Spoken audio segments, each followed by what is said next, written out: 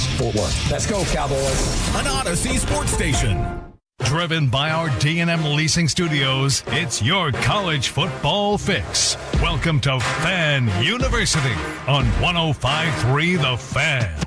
Good morning, Dallas-Fort Worth. Welcome to Fan University. I am Brennan Baxter alongside Jake Rietma. The NFL playoffs are officially here.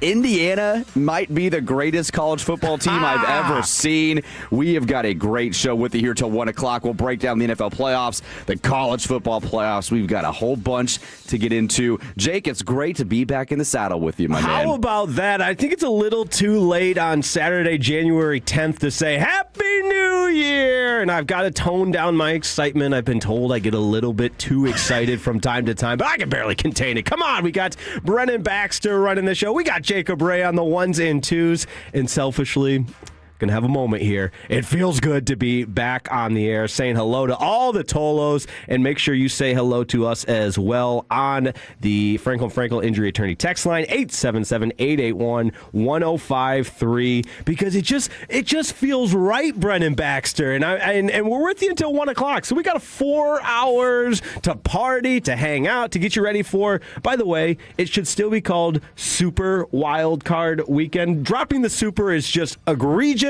It's still Super Wild Card Weekend, in my opinion. I totally agree. And we'll be breaking down the NFL matchups at 9:40. We've got transfer portal talk to get into, college football playoff reaction. We will break down the coaching carousel at 11. Who needs to win the Super Bowl this year at 11:40? So it is going to be a very fun show. But I want to start this hour, Jake, with getting into some of these. We are Fan University. That's right. So we got to stick to our roots. We've got to stick to our roots to start the show. The college football playoff. We have not sat down since these quarterfinal games have taken place. But, man, you had a great game, arguably one of the better games in playoff history with Ole Miss Miami. And then you get the buzzsaw that is Indiana University this year. No one wants to believe it, but this team might be one of the greatest teams of our generation, much less this season. That game we watched last night, truly, and the Rose Bowl for that matter. And whether you want to talk about Mendoza's individual numbers, back-to-back games of more touchdowns than incompletions, just insane. And when I started to think of a comparison, right, that's what we do. Who does this team remind you of? I don't think it's a stretch to say this Indiana team is very similar to the 2019 Joe Burrow, Jamar Chase, LSU Tigers, Justin Jefferson. I mean, it's just insane to think about the 180 that Curt Cignetti has made with Indiana, building this program. And it's so funny, and we're going to get to some of the sights and sounds from last night, one of my favorite segments, and hear straight from the sights and sounds of the postgame yesterday. But it's so funny how this generational run that they're on, you forget about last year and a lot of people calling them fraudulent because, hey, here's an Indiana team that made the playoffs and then, I wouldn't say got waxed by Notre Dame, but got taken care of. And now a year later to build on what Cignetti did in year one, which, by the way, a playoff appearance in year one, holy smokes, very impressive. And Cignetti even made reference to it last night saying, hey, people forget our team last year did not trail in a game for the first 8 games of the season, and now they're just building. They're taking the next step, and buzzsaw is the perfect word. And I don't care, maybe I'm weird in this, but I didn't mind seeing back-to-back blowouts, both in the Rose Bowl and then last night. It was just so entertaining to see what this program is. Well, it's beautiful to watch. Like, if you enjoy watching football done right, Indiana does it special teams, defense, offensively, efficiency. You're 17 of 20 for 177 yards, and you have 5 touchdown passes, and then he's able to move without the pocket. I haven't seen a college quarterback like Fernando Mendoza probably since Joe Burrow in the terms of, like, this guy is just ahead of the class that he's in when it comes to reading a defense and playing against some of these college defenses. And then you mentioned Jamar Chase, Justin Jefferson. Those guys are obviously world-class receivers. And Surratt for Indiana is very good. But they're doing this without like a clear-cut top 10 wide receiver. I do think that's a big difference. It's a big difference in terms of the overall talent, but how they beat teams is so impressive, and it's fun to watch. It absolutely is. I was watching some of the post game with Scott Van Pelt and Stanford Steve. He's kind of a goofball, but dude knows football. He played at Stanford, and I think one of the biggest differences with the LSU team and Indiana team, and you're pointing it out, not that LSU was poorly coached, or even some of those Alabama dominant teams. They weren't poorly coached. They just had the best players. Whereas you look at this Indiana team, it is clinic tape work at all three levels on both sides of the ball, and throw in special teams as well. They're down at punts inside the 5. They're blocking punts. And I know it's just going to sound like we're gassing up Indiana, but they deserve it. They deserve it. My goodness. From the first play of the game yesterday, it was, this game's over. You just felt it. Like, the moment the pick six happened, you felt these guys are just not going to mess around. And Oregon just felt outclassed. Yeah, the scouting, the preparation is so crucial, because the pick six is a great example. The pre-scouting and preparation leading up to that, they're a step ahead. And they were a step ahead on that pick six to open the game, and they never looked back. And that's why you're seeing not only comparisons to this 2019 LSU team, but which I love, the for lack of a better term, the sorry SEC fans that are looking for any... We'll get into that too, anyway, like, they got to be cheating. They're just like the Michigan team. They're got to be cheating. They know the plays. But I'm genuinely convinced that Cignetti and his staff put that amount of time and work into the preparation. They're so detail-oriented. They're so process-oriented. And Cignetti...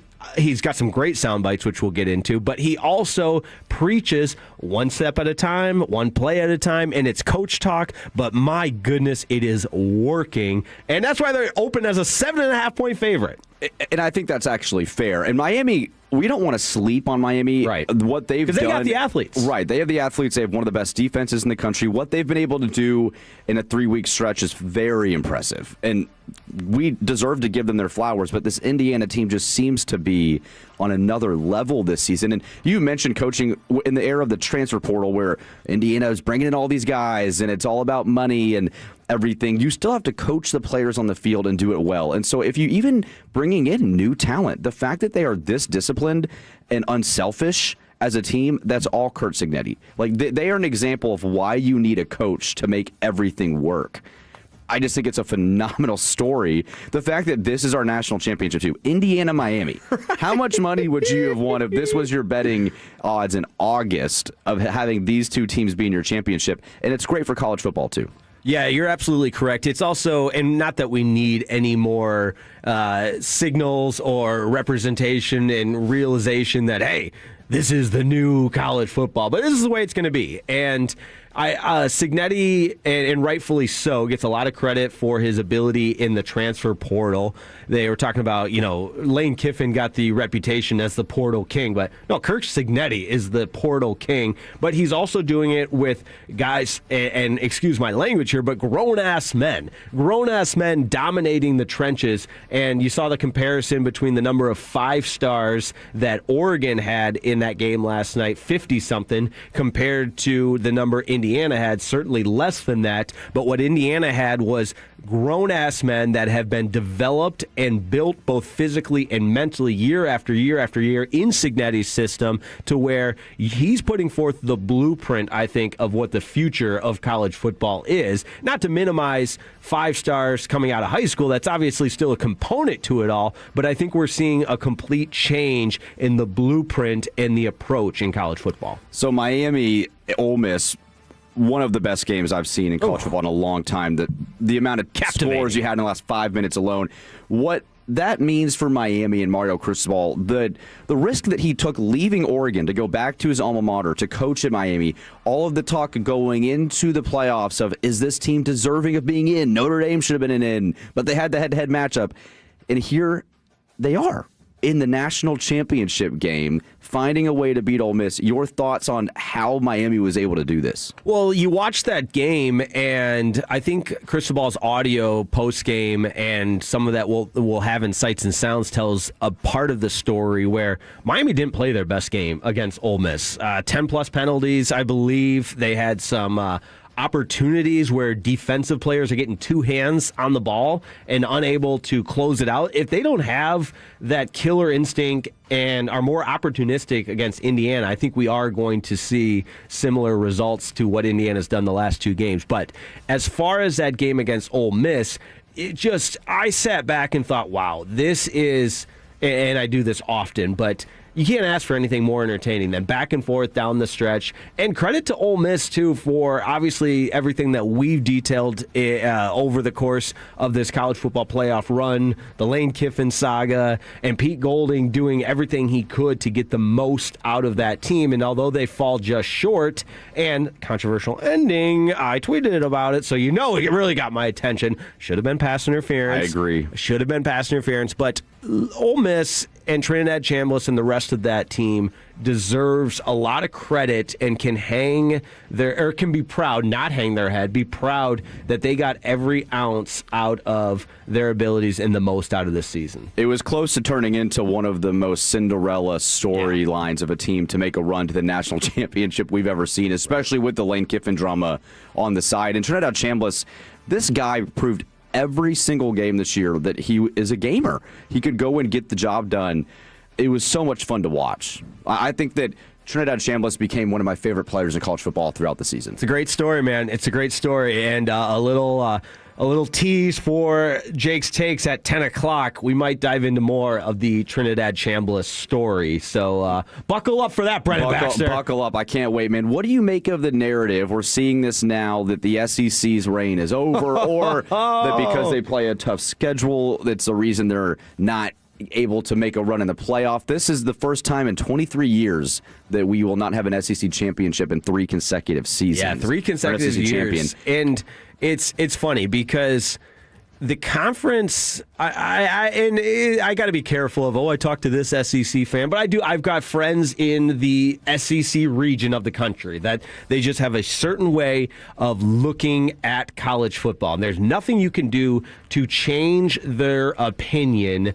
And it's almost like when I speak with them, it's like, I'm not going to argue with you because I know I'm not going to change your opinion. And the way SEC fans want to move the goalpost, because now you look at their bowl record of 1-7. Well, those bowl games don't matter because of the change of the format. Okay, that's fine. They're 0-3 against non-SEC Power 4 teams in the college football playoffs. Well, yeah, we beat each other up because we had to play each other because we had so many teams in.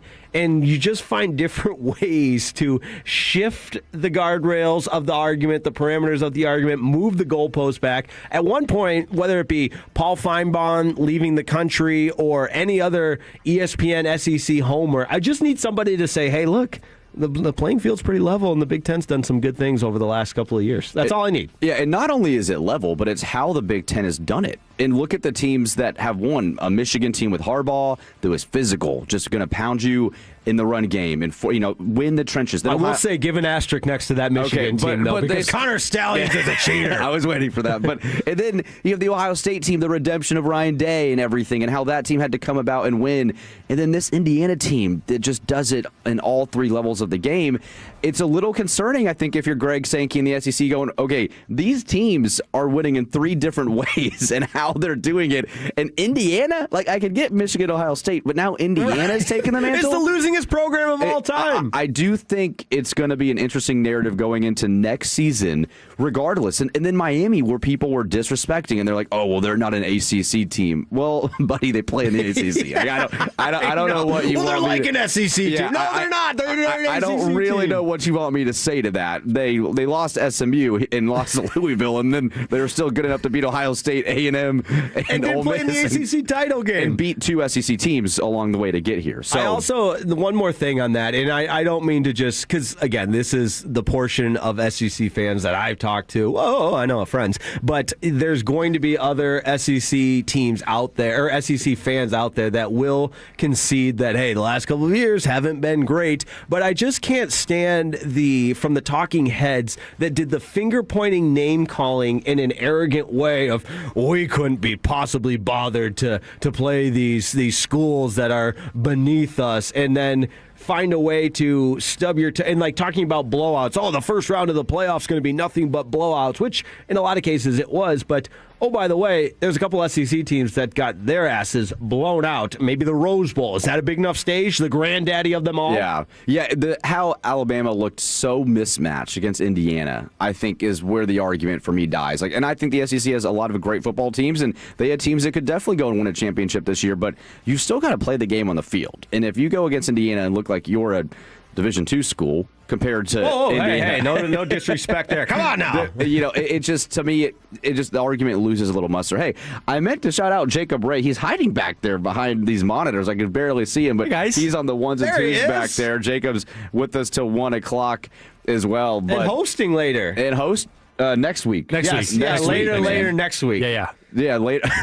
That was just my week-long tease, guys. Come on. Can't wait. Leave it on, turn it on, leave it on here until next Saturday at 1 o'clock with Jacob Ray. But, man, one final thing that I wanted to touch on in Indiana, too, is Curt Cignetti and his coaching rise. I think it shows with all these coaching carousels, and we'll get into the NFL coaching carousels as well, too, but you don't have to just be some hotshot assistant all the time and young and in your 20s and 30s and early 40s to get these top jobs and to do a great job. You can find a guy like Curt Cignetti who just worked his way through for 30-plus years and can take over a team in his 60s and go to the national championship. I just love the storyline behind who you hire matters in this as well, too. You need program builders. Yeah, I love a good story, and if there's a way to tie in Division II football, I'm going to be all about it. But Cignetti leaving and his story, if you don't know, he was in a very comfortable, set-for-life position as an assistant at Alabama. That's about as good of a spot as you can be if you're not a head coach. But he bet on himself. He wanted to be a head coach, went to Division II, Indiana, Pennsylvania, IUP, and eventually went from there to Elon, which is also, a stepping stone, then to James Madison. But it truly is a great success story. To your point, proves that finding the right guy is ultimately what it's all about. And just to shout out some of the texts here on the Frankel Injury Attorney text line, 877-881-1053. From the 817, stop it with the asterisks. I will not stop it with the asterisks. There's probably something, actually, I don't know of anything I believe in more in the world. I mean, faith, family, football, there you go. And Michigan not being cheated. Yes. and that's fine. I mean, advanced scouting, call it what it is, and everybody involved with that program. But I covered it. I worked for the station at the time. They were cheating. So I won't stop it. Don't stop. Hey, One thing, too, I saw a text pony up. SMU is at Duke this afternoon. We got some college basketball today as well, too. Going to be an exciting matchup there. It is Fan University, so we're going to touch on some college hoops. You got the SMU Mustangs, who were ranked at one point before they lost to Clemson. Major bummer there, but a chance to get back at it against a prominent premier program like the Duke Blue Devils. Going to be an exciting day in college basketball as well. Well, coming up next, Jake is going to give us the best sights and sounds that were in the week that was here on 105.3 The Fan. Just going to pound you. Our goal is to have you winning every sports debate with your buds. We'll do the homework. You just listen and enjoy. Turn it on and leave it on. The Fan and our Odyssey, iHeartRadio, or TuneIn apps. I'm Piera Palazzolo, VP of Digital Marketing for the American Management Association, a company focused on the management training skills needed to enhance the careers of business professionals. We did our research when it came to the best companies for website development and chose AmericanEagle.com. And we couldn't be happier. AmericanEagle.com worked closely with us to understand the front and back end requirements needed to launch an e-commerce website that could handle the complexities of running thousands of seminars nationwide, a robust new website, and improved SEO.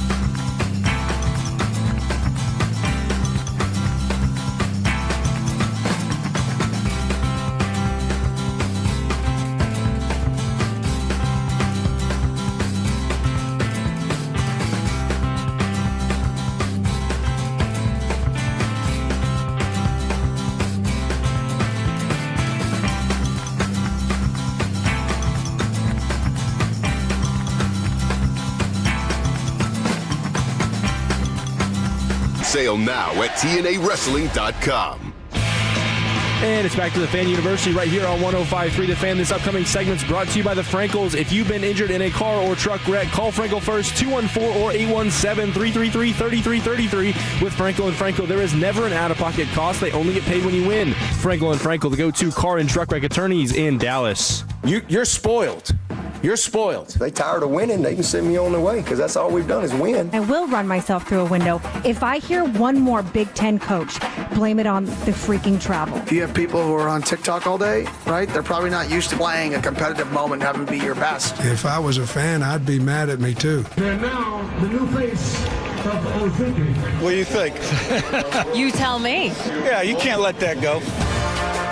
You sure can't. Signetti ends the intro. You know damn well we are starting with Curt Signetti and the Indiana Hoosiers. It's Sights and Sounds on Fan University, the best sights and sounds from the week that was. We might branch out outside of college football, but hey, we got a little more than one more week of college football. And Brennan Baxter, I'm Jake Riepma, by the way. We got Jacob Ray on the ones and twos. I don't know if you start feeling this way, but after the semifinals conclude, I start to get in this kind of sad, dark mental place knowing that there's only one game of college football left. Yeah, I said this yesterday actually to a friend. I'm like, man, we have this game and then one game on a Monday night, which that's a whole other story on why the national championship is on a Monday. But it goes by so fast, man. It's the best time of the year, August through December. It's so much fun. And then all of a sudden, here you are in mid-January, and the season's behind you. So I want the next 9 days to just be a reminiscent period of what this year was in college football. Well, Curt Signetti, of course, has one more game he's preparing for, the head coach of the Indiana Hoosiers. But last night, he wasn't thinking about the next game. He was thinking about this. I'm really not thinking about the next game. I'm thinking about cracking open a beer. There you got it. I said to myself when I was talking to my fiance, and I was like, I got to go. The game's about to end, and I just want to listen to Curt Signetti and Fernando Mendoza post-game. After a win, I feel like it's appointment viewing. It's one of the best things about this Indiana team, too, and we keep talking Indiana football so much here, but Curt Signetti and his stoic personality, but yet he is so witty. Like, he really is hilarious. He's no dummy. And he knows what he's doing, and I think it's great that when it's time to get to work and it's all business there, but the moment it's over, hey, I just want to go crack a beer. Yeah. He's just a dude. That and the just stark contrast in personalities between the head coach and the quarterback is so funny. Yeah, and then Fernando Mendoza. Kirk Cousins is probably the best comp to him in terms of like personality. Like, who is this guy? Yeah, like, he's just. I don't want to call him, and my fiance made this point. I wanted to give her credit for it. And I disagreed with it in some sense, but I could see where she was going with it. She said he's like a God-loving, Jesus fan Gronk. But he's smarter than Gronk, but has that... And bouncing off walls, just kind of airheady a little bit. A little bit, yeah. And I was like, I get it. I don't want to insult the guy because I think he's much smarter than Gronk. But I do think he has some of that in him. Yeah, a little socially awkward a little bit too, but just so intense and like his desire to communicate well to somebody. Like, right. Any moment he's in, he's like, you have 100% my attention. Yeah, he's calling Scott Van Pelt, Mr. Van Pelt, Mr. Reese Davis, Mr. Davis. It's like, come on. I was listening to Joel Klatt 4 or 5 weeks ago in his show, and he had interviewed Mendoza before one of their games that he was calling, and he was like, I've never been in a room with a kid like that, like a college quarterback where he has all of my attention, and I have all of his attention, and he's breaking down game film. He's asking me questions about my life during our game study.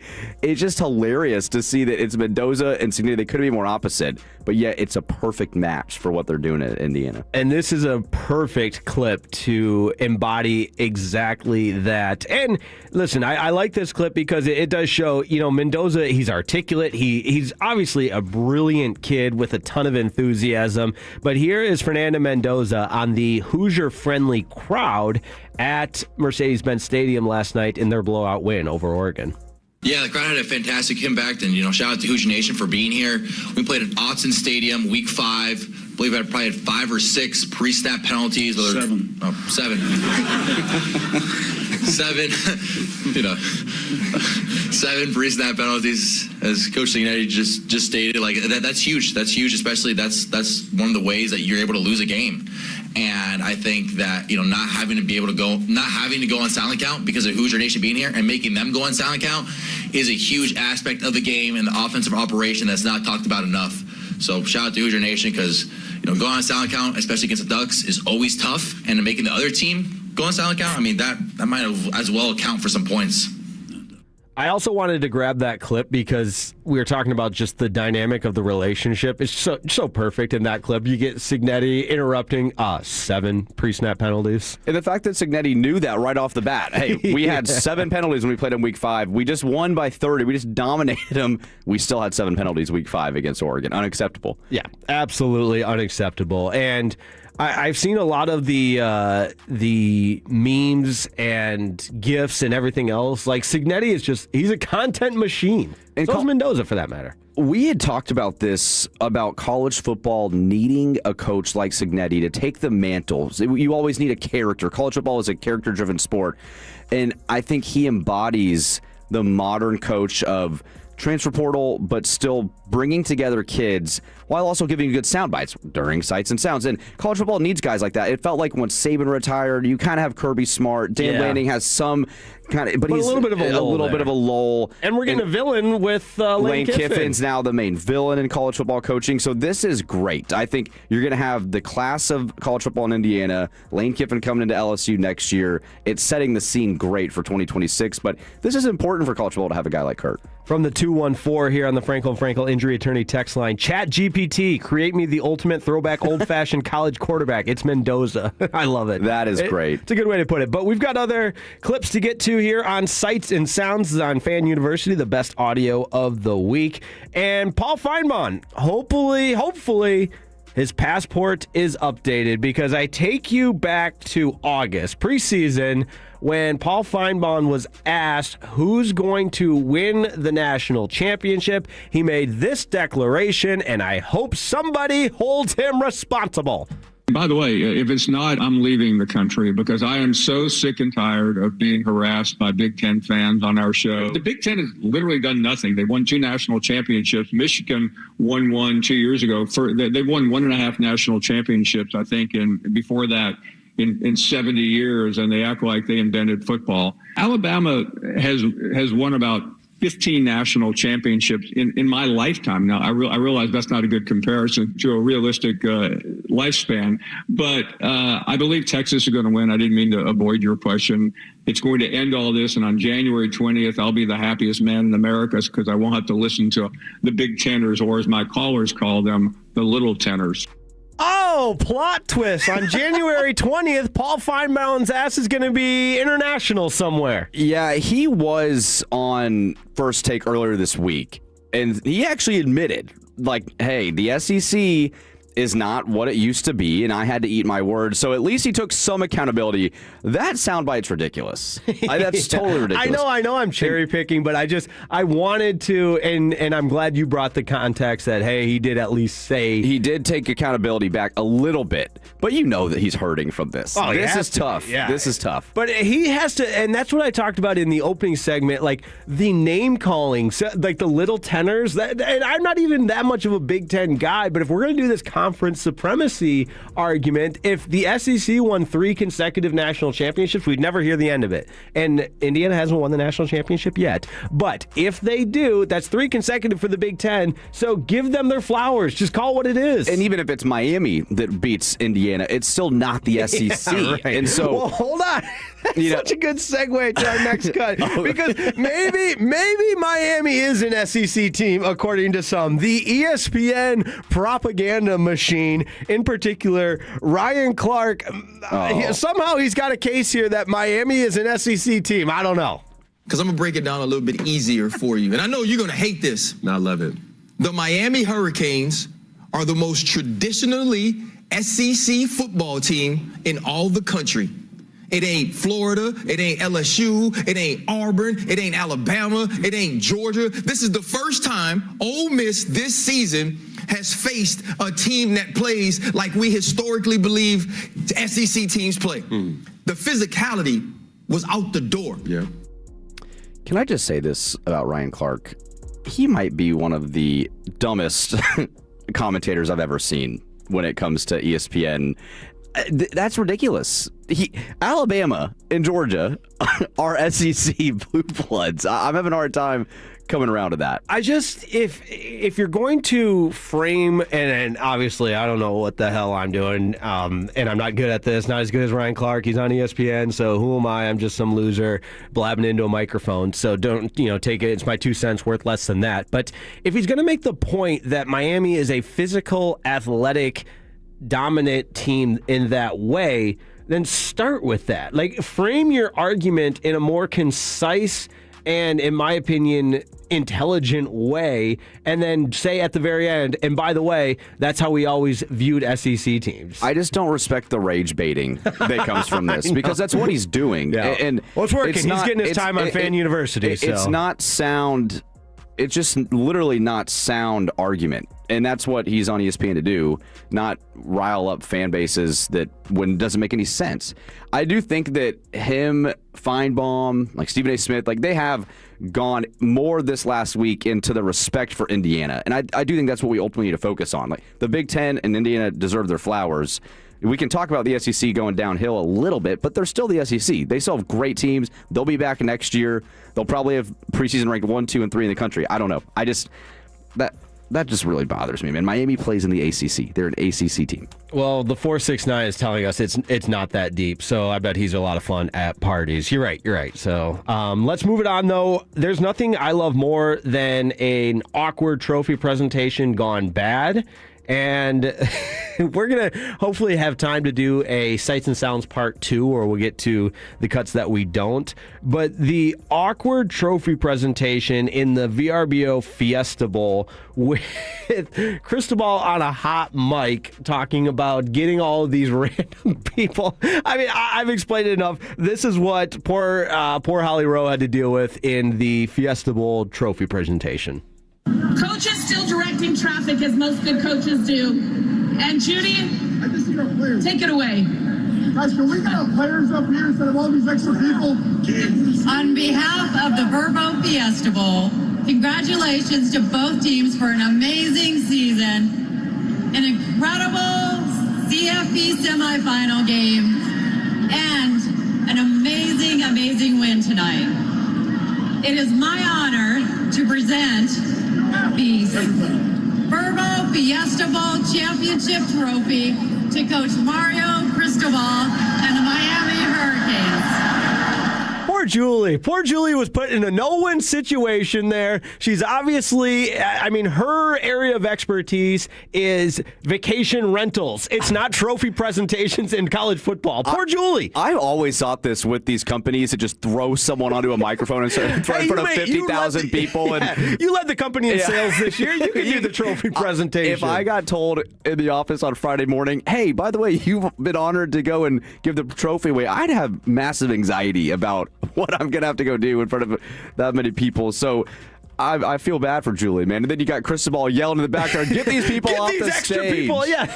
I need my players up here. Who are these VRBO people over here? Get rid of them. It's also, too, like, and I guess maybe you don't necessarily, but I'm envisioning, like, a big board meeting with the powers that be at VRBO and, like, all right, you guys have worked so hard this year. Your reward, you get to be on stage for the trophy presentation at the Fiesta Bowl. Woohoo! And oh, by the way, the coach is going to say, get your ass off the stage. We don't need any of these extra people. What here. even is VRBO? Cristobal doesn't know. Yeah, I'm an Airbnb guy anyways. I mean, come on. But no, I also, and you couldn't see the video part of it, but while poor Julie's going through her trophy presentation, you got Cristobal in the background holding up 1-0. Go 1-0. He doesn't care about the semifinals. He's thinking national championship. He is thinking national championship, man. Well, that was Sights and Sounds. And like Jake said, we'll probably get back to it. We got plenty more here. We're with you till 1 o'clock here on Fan University. But coming up next, we are going to switch to some NFL football. The playoffs start today. We'll let you know what is coming up here on The Fan. Here's something you don't hear every day. You can keep your insurance check and get a brand new roof. I'm Alexis Vining with Greystone Roofing. Our licensed team offers in-house financing so you can fund 100% of your roof at a low rate with no hard credit check and no income verification. Use that insurance money to pay off debt, invest it, or save it. Call Greystone Roofing, family-owned, licensed, and local. Let our family help your family protect what matters most. Visit greystone-roofing.com. Just hearing the word IRS can make people break out in a cold sweat. No one wants to deal with the IRS, and now you don't have to. The good news is Legal Tax Defense has been successfully negotiating with the IRS for more than 15 years. It doesn't matter how much you owe, whether it's $5,000 or $5 million. You deserve the best in the business on your side, and that is Legal Tax Defense. Even if you're working with someone else and just want a second opinion, there is no cost or obligation to call. They can prevent levies, liens, wage garnishments, even file back tax returns. And the best news about Legal Tax Defense is they won't take your case unless they know they will reduce or eliminate your tax debt. Call Legal Tax Defense right now for a free no-risk consultation. 800-284-1238. 800-284-1238. You have nothing to lose but everything to gain. 800-284-1238. Are you 50 or older? This news is for you. The CDC recommends you get vaccinated against pneumococcal pneumonia. Even if you're healthy, your age puts you at risk. People 50 or older are over 6 times more likely to be hospitalized with pneumococcal pneumonia compared to adults 18 to 49. Just one shot can help protect you. Learn more and schedule at vaxassist.com. That's VAXassist.com. Sponsored by Pfizer. Football playoffs are here, and Underdog is the best place to get in on all the gridiron action because you can make picks and win money right now in Texas. And playing on Underdog, it's easy. Just pick whether your favorite players or maybe your least favorite players are going to go higher or lower on stats like touchdowns, rushing yards, receptions. You know what statistics are. Get them right, and you can win up to 5,000 times your cash. And to make it even better, wild card weekend on Underdog. Underdog's adding a gimme pick on a quarterback of your choice from any of the wild card games to get started. So what are you waiting for? Download the app today. Use the promo code MASTERPIECE to score $75 in bonus entries when you play your first $5. That's promo code MASTERPIECE. Underdog, make picks, win money. Must be 18 or over and present in Texas. Terms apply. See assets.underdogfantasy.com/web/playing get terms_DFS_.html for details. Concerned with your play? Call 1-800-GAMBLER or visit ncpgambling.org. You're looking for a guy that has the ability to instruct and get guys to believe and get guys to buy in. The search is on for a new Cowboys defensive coordinator. Our fan insiders have you covered with the latest interviews and insight on each candidate. That's why you, Tolo, turn it on and leave it on. Your home of the Cowboys. 105.3 The Fan. If you're in the market to upgrade your vehicle, get the classic Chevrolet in Grapevine. Back-to-back #1 Chevy dealership in the world. They've got more new Chevys than anyone. All priced to sell. Silverados, Tahoes, Blazers, Malibus, Equinox, and more. Visit ClassicChevrolet.com. This is Texas. This is Classic Chevrolet. Together, let's drive, relax, and enjoy the difference. Based on new Chevy registrations 2023 and 2024. We are back. It's Fan University here on 105.3 The Fan with Jake Riepma. I am Brennan Baxter. We've got Jacob Ray on the ones and twos. And NFL Super Wildcard Weekend is here. We're going to call it Super Wildcard Weekend. Yes, thank you. Maybe the NFL is, but that. we're going to. Kicking off at 3:30 Central Time this afternoon, the Los Angeles Rams at the 8-9 NFC South champion Carolina Panthers. 10.5-point favorites for the Los Angeles Rams in the NFL playoffs, Jake. You got this matchup, I will say, to start, they played 4 or 5 weeks ago, and Carolina did win in Carolina. So it was clear that doesn't matter to the Vegas betting odds there because they still think the Rams are a heavy favorite today. No, that is true. And I actually would like the NFL playoff committee to rethink everything and reform the way they allow teams into the playoffs because we just can't be having these large spreads in opening round games. Oh, wait, no, that's just college football. Oh, yeah, you're getting confused there, man. This is the NFL we're talking about. Yeah, here. right. Still, it's Fan University. No, but we were joking about this on the way in that it's the way it works. It's the National Football League. This is going to happen. The NFC South has just been such a putrid division year in and year out. And I guess the Bucs had a little bit of a run there, but you never thought the Bucs were going to make a Super Bowl. They might get to the divisional round, but they haven't played for an NFC Championship, for example. Yeah, and it is. I got a buddy in North Carolina. I know, another friend. Wow, just friends all over. But going to the game, and he said just the excitement and anticipation for Carolina Panthers football. They've waited so long for meaningful football.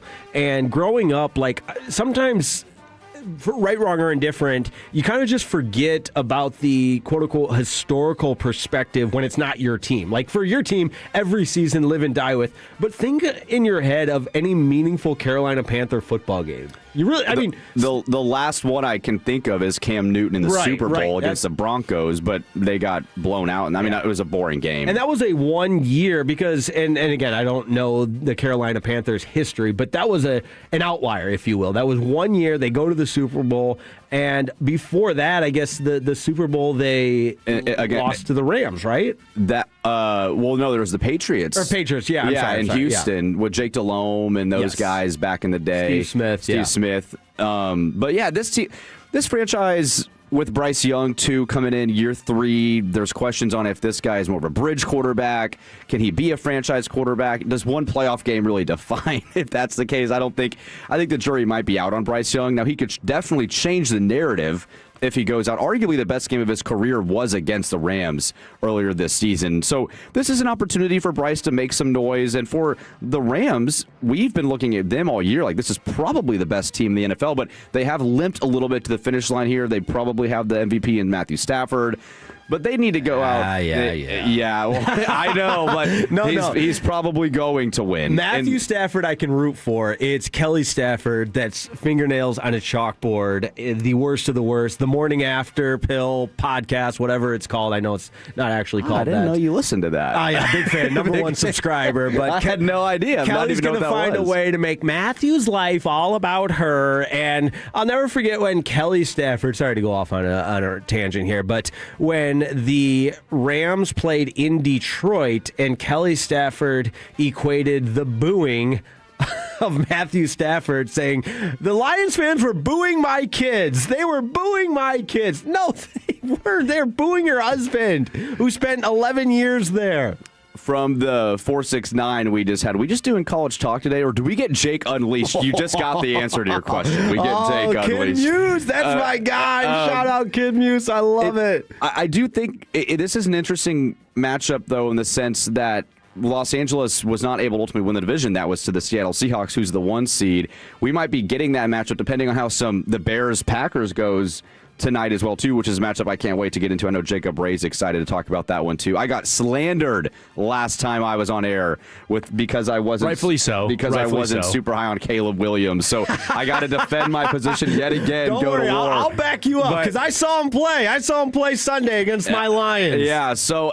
But I just love the fact that we get an opportunity to see, well, what are these teams really made of in terms of play calling? Like nothing, it's win or go home now. This is awesome. And so if Carolina finds a way to beat the Rams, I think that's great for the NFL. I'm not picking it. I do think this game will be closer than 10.5. The fact that the Panthers were able to beat them makes me think, well, they've got a good idea on how to game plan against Los Angeles. So I don't know. I think we should expect something a little closer than 10.5. Yeah, I don't see how a Sean McVay offense with the wide receiving core for the Rams, I don't think, and maybe it is talked about enough. But and Devontae's back. Yeah, Devontae's back. Puka Nacua, and nobody cares about my fantasy football team, but I'll tell you about him anyways. Like he's just a machine. The catch radius is insane, and even what was it, the Monday night game against the Falcons? At the very end of that game, that catch that they said was out of bounds. It doesn't matter if they call it a catch or not. It was one of the most insane catches of ability to possess the football from a catch radius. He basically just can palm the ball in midair. It's insane.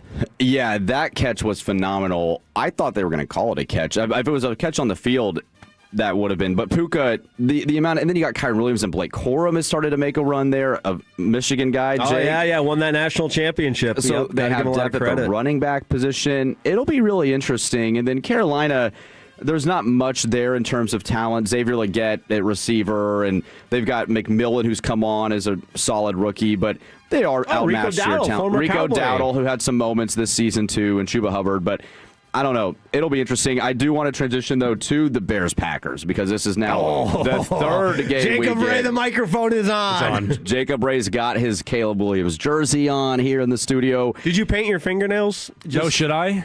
Yeah. Is that a part of the game day routine? Should be. I do think. I thought you said something else. I do think that this game, we saw it a couple weeks ago. Yeah. And the Bears recovered the onside kick. They had the crazy 50-yard touchdown to win the game against the Packers in overtime. Caleb Williams is a showman. He's built for some of these big moments. He wants the ball in his hand with 2 minutes to go to make a play, to run around and do something crazy. But I will say, I do like the Packers still in this game, Jacob Ray. Well, I'm going to refute that, and I got a couple stats for you. So teams coming into a home playoff game off of a loss in Week 18. Wait, who'd they lose to?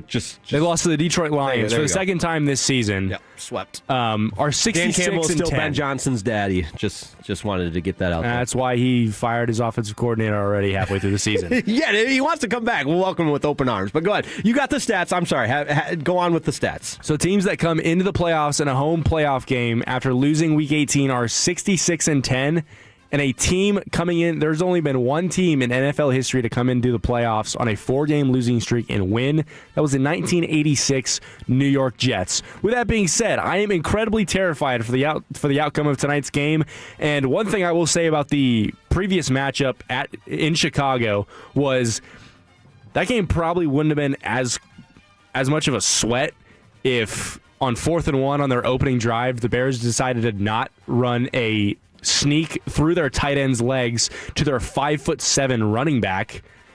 If they run the ball up the middle, they probably get the first down. So, I don't know. I'm looking tonight for just run the ball. Run the ball down their throats. I don't want any cute stuff on 4th down. Just manage the game. Your defense has been absolutely atrocious, and Jay can attest to this. The defense is terrible. If it wasn't for the Lions not knowing how to get the ball in the end zone and the red zone, that game would have been a blowout. So the defense needs to find a way to either come up with a takeaway or something, but I'm terrified. It's so interesting you put it that way because this is actually, I didn't even realize this until just this moment. I've seen the Bears' last 2 games because I went to the Bears-Niners game, the previous Sunday night game, and your offense was on full display that game. Now, here's what I'll say about the defense. I think the Bears' defense is at the point where a really good offense exposes them, but I think they can be held together by dental floss and duct tape against a mediocre offense. And I'm not going to call the Packers' offense mediocre, but it's certainly not elite. It's somewhere in that next tier, and weather can play a big factor. There's a lot of moving parts in this one. And as non-biased as I am, because I hate both teams equally, Aiden, who runs the fan cam in the morning show, and all the time now, can attest to this. I hate the Packers, and I hate the Bears. I think it's going to be, and they've played, this is going to be the 3rd matchup in just a few weeks. I think it's going to be a one-possession game. It's going to be whoever has the ball last, and whoever doesn't make the costly mistake, whether that's offensively or defensively. You could sum it up by saying, I'm looking forward to this game. It's going to be a compelling matchup. It is going to be a compelling matchup. One thing that I've thought about, too, with Jordan Love and the Packers coming in is the experience that he has. And they played a couple years ago as a 17, obviously here in Dallas, and went on to San Francisco, had a really good matchup there. I know they're limping in, and they don't have Micah Parsons with the ACL injury, and their receiver core can get banged up, and Josh Jacobs has been battling some injuries, but I just feel like giving the edge to Matt LaFleur. I know Ben Johnson's a great coach, and he has had a phenomenal first year. Good, better, best. Whatever. What do you guys say? Good, better, best? You nailed it, yeah. And so look at Jake, Bears fan over here. Here he goes. He's tailgated with them. So this is meant as no disrespect to what the Bears and Ben Johnson have done. I just like Matt LaFleur and Jordan Love in this situation. I said if the Bears were facing anyone else other than the Packers, this is what I said last week on air, I would give the Bears as the 2 or 3 seed the win over a 6 or 7. I just don't like the fact fact that it is the Packers. This game happened a few weeks ago. You mentioned all the errors that happened, but the Packers were just an onside kick recovery away from winning that game in Chicago. I think that bodes well. That the familiarity, I think, leans towards Green Bay more so. I think Chicago's good enough to make a run in the playoffs.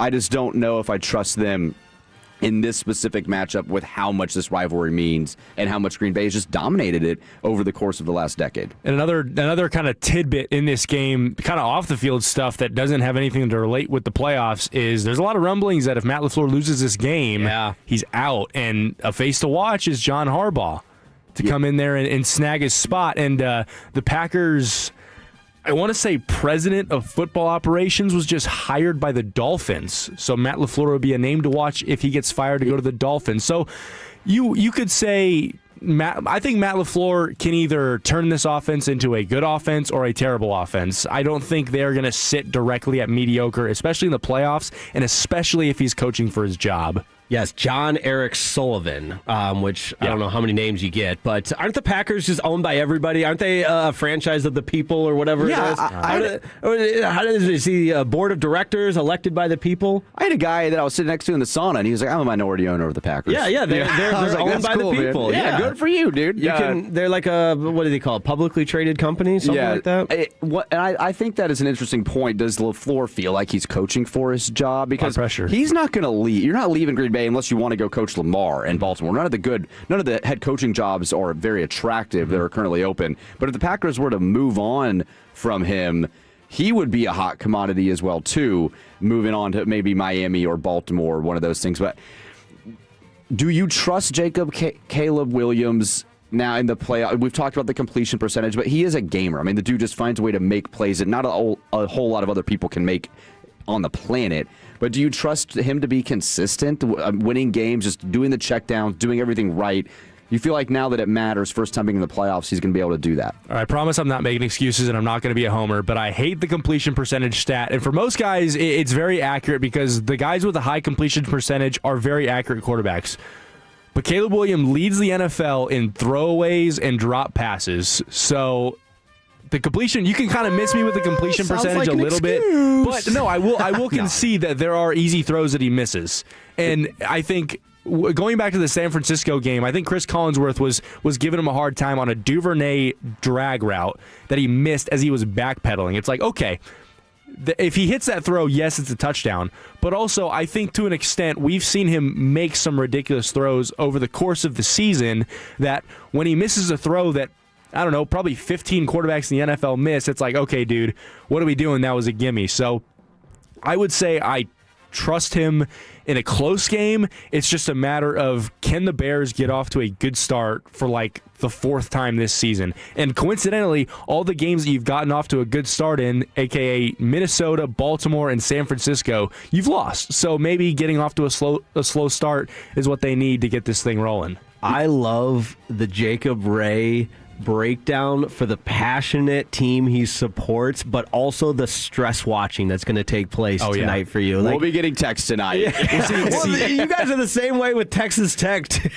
Yeah. And I know that we didn't have a show, and I was rooting for you guys, but I could feel it. And that's what this is all about. That's what we love as sports fans, where our blood pressure is all over the place, and it's fun, but it's also just so stressful. And I know you're going to endure that all tonight. So I'm rooting for the best for you and the Bears, but at the same time, I'm just taking it for the entertainment value, and that's a compliment to you. See, I've done my research. I've game prepped for this opponent. Like I can tell you right. I believe that if I'm prepped for the opponent, there's no way the coaches aren't. Like I can tell you right now, if Jordan Love's rolling to his left, it's probably a short pass. If he's rolling to his right, he's looking intermediate deep, or he's looking to throw a moon ball to the end zone. So if I know that, Dennis Allen has to know that, so we're prepped. I can't wait to watch Jordan Love roll to the right and throw a 3-yard check down. So, Jake, what is coming up top of the hour, Jake's Take? Well, the NCAA does it again, and whose side are you on? Who's telling the truth? We've got a deep dive next on Jake's Takes. When your friends say, hey, did you hear? You can proudly say, I heard it on the Fan. Keeping you sports informed with some quality laughs along the way. Turn it on and leave it on. 105.3 The Fan, the Odyssey app, iHeartRadio app, and TuneIn app. Attention. Have you racked up $10,000 or more in credit card debt? Are you barely getting by making minimum payments? With credit card debt reaching all-time highs, National Debt Relief is notifying consumers about significant debt relief options currently being made available to help those with overwhelming credit card debt. These options may reduce a large portion of credit card debt for those who qualify. You don't need to declare bankruptcy or take out a consolidation loan, and you may only have to pay back a fraction of what you owe, even if you have bad credit. National Debt Relief has already reduced the credit card debt for more than 550,000 consumers. So don't wait. If you owe $10,000, $20,000, or even $100,000 in credit card debt, you can now take advantage of this financial debt relief as the cost of living continues to skyrocket. To check what debt reduction you may qualify for, call 800-358-6868. That's 800-358-6868. Again, 800-358-6868. Imagine finding your dream home and moving in right away. No waiting to sell your old place first. Sounds perfect, right? That's exactly what Orchard's Move First, Sell Later program lets you do. Buy your new home now and sell the old one later on your timeline. No showings, no double moves. Plus, Orchard helps you sell for more with repairs that attract the right buyers. Buy before you sell and get top dollar with Orchard. Visit orchard.com for your free home valuation. That's orchard.com. Hey, it's Tony from East Dallas Diesel. And if you're tired of the big box dealership runaround, I get it. At East Dallas Diesel and East Dallas Motor Cars, we do things differently. You're not just another number. You get concierge level service from start to finish. We make the process easy, from finding your perfect ride to fast financing and same day pickup. You can even start everything online and be in and out in under an hour. No games, no hidden fees, just good people and great cars. Check us out at eastdallasdiesel.com or eastdallasmotorcars.com, where custom comes standard and service actually means something. Hey, it's Gavin Dawson here, and if you've been slowed down or stopped living an active life due to pain, do what I did. See the team for Total Male Optimization, Men's T Clinic. Men's T Clinic's natural regenerative therapy offerings are customized, built for men, and expertly guided and delivered. Enhance your performance, recovery, and quality of life by healing from within with the Men's T Clinic near you. 5 DFW locations, open Saturday, 972-GO Men's T, mensteclinic.com. 1-800-246-OT. mensteclinic.com. What is it that makes the all-new Hyundai Palisade Hybrid an incredible SUV? Is it the spacious interior that's comfy for the whole crew? Or the capability to go off-road? Maybe it's up to 600-plus miles of range. What if it's all of that and more? What is it then? The all-new Hyundai Palisade Hybrid. So much more than just another SUV. Visit HyundaiUSA.com or call 562-314-4603 for more details. This is the story of the one. As an HVAC technician, he and his digital multimeter are in high demand. So when a noisy office HVAC turns out to be a failing blower motor, he doesn't break a sweat. With Grainger's easy-to-use website and product information, he selects the product he needs to keep everything humming right along. Call 1-800-GRAINGER, click Grainger.com, or just stop by. Grainger, for the ones who get it done.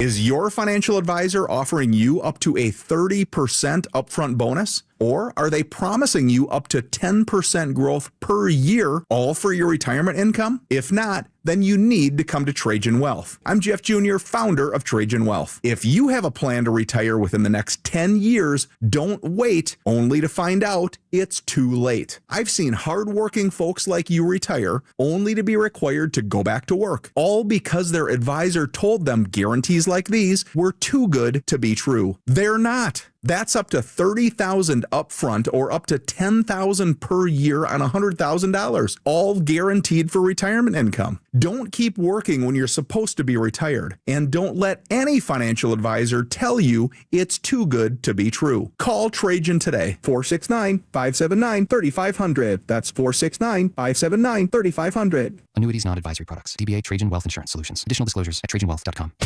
This is the exclusive home of Dallas Cowboys football. KRLD-FM and HD1, Dallas-Fort Worth. Let's go, Cowboys. An Odyssey sports station. Driven by our D&M Leasing Studios, it's your college football fix. Welcome to Fan University on 105.3 The Fan. And it is time for the most electrifying man in DFW. Jake Riepma. He's the only hope. He's the only injection that we could count on. He's a tree. Bobby's wrong. He's a tree. He's not some walk-on scrub, Yost. The boy's a player. He's a star. Someone said football, so I come running. going on, everybody? Let's do it. It's Jake's Take, and we've got some NCAA drama. Nothing gets me going better or more than the NCAA making egregious decisions, which is something you can count on. Death, taxes, and the NCAA screwing it up. Jake Riepma alongside Brennan Baxter. We got Jacob Ray on the ones and twos. Guys, I know we're all familiar with Trinidad Chambliss. He's electrifying. He led his team to a college football playoff semifinals for Ole Miss. He started as the backup this season. And by now, I think everybody knows he transferred from Division II Ferris State. Very cool story. In today's day and age of the transfer portal, it's not uncommon, obviously, but the jump from Division II to Division I into the SEC, which, as we've learned today, the greatest conference of all time. And they play better football than anybody. And if you're a good team not in the SEC, you can be mistaken for a SEC team. You're adopted. Yeah, they just get all the good teams. But yes. Point being, Trinidad Chambliss' story is really cool. And he won a national championship at Division II Ferris State. And if you're tuning in for the first time, you know we can't go an entire show without my claim to fame. Played D2 football, but played in the same conference as Ferris State. Know very well about that school. They've won 4 of the last 5 national championships at the D2 level. Their head coach, Tony Anise, is a walking legend. And what he's been able to do with that program is incredible. But go back to 2022. That's where I think this story is going to be, or where it's basically going to be decided. The story is the NCAA denied Trinidad Chambliss' waiver for an additional year of eligibility for a medical redshirt. Everybody follow me so far? Good? I'm good. All right, good. So effectively, Trinidad Chambliss' career is over, according to the NCAA. He doesn't get that 6th year of eligibility that he applied for. Now, it's a medical redshirt that he's applying for, and in 2022, I'm no doctor, so this is a little bit scary, but I believe it was an upper respiratory issue, enlarged tonsils, and he's claiming, or at least the waiver is claiming, that that's why he didn't play in 2022, which would obviously qualify for a medical redshirt. Now, the NCAA is claiming that Ferris State, his old school, in 2022, said the reason he didn't play was competitive circumstances. So essentially, he wasn't good enough to play and had nothing to do with the medical component of it all, which in that case, the NCAA might actually be right in not granting that additional year. But selfishly, I say grant him the extra year. Let the guy play in college. So Division II, Division I, same ecosystem when it comes to eligibility, because I had someone ask me that yesterday. It's the same ecosystem in the sense that you get 4 years or 5 or 6 or 7 sometimes now. But in this, it's not, you can't just say because it was Division II, not Division I. Those years, that still counts in the clock. Yes. So I think that's important to keep in mind here too. With where the NCAA continues to just not enforce any rules, it's interesting that this is one that they continue to harp on. Right, like this is their sticking point. This is this is the hill you're going to die on when it comes to a Division I quarterback, Division II medical red shirts, upper respiratory infections, enlarged tonsils, whatever it was for Trinidad Chambliss to not play. We're going to deny one of the most fun players to watch. But at the same time, I do see the other token, Jake, where it's like you're arguing on a 6-year here, not a 5th, right? Not a 4th. Like this is now we're going into the 6th, 7th. Like this is how many eligibility. Sorry. Yeah, we got it in. How many years you can really play in college football? It seems a little much to me. The fact that if this was his 5th year, I would be all on board. But seeing the fact that it is his 6th year of eligibility, I am having a hard time blaming the NCAA for that. Especially if what they're claiming is true, because this is according to the NCAA. So, again, I guess I'm inclined to believe them at this point, because you would really, and depends on who you listen to, but you would hate to think that, to your point, this is what the NCAA is dying on. Like, they want nothing more than to deny Trinidad Chambliss. But the NCAA is claiming that the documents provided by the student athlete, obviously Trinidad's prior school, include a physician's note from a 2022 visit, which stated the student athlete was, quote, doing very well since he was last seen in August, and that statement was from December. So there is a little bit of a gap there, and if the physician said he's doing quite well, is that well enough to play? Again, I'm no doctor, but it is kind of like a not fun, it's an investigation into a he said, she said thing. Yeah, that too. And I also think that the NCAA going this deep into it to find doctors' notes and the investigation they're going, it does show that, well, somehow they still have control over something. Yes, they're like, now we've got a system, we've got guardrails, we got to follow protocol. Yeah, like on a higher level outside of Trinidad Chambliss, it's like you're following protocol here, you can enforce rules here. Like, can you tell me who's running the NCAA and who's deciding this? Like, what does the NCAA even mean? I don't know. In terms of the sport and what the storyline would mean, like the NFL, for example, they are the top marketing agency probably on the planet. They know how to market their sport better than anyone.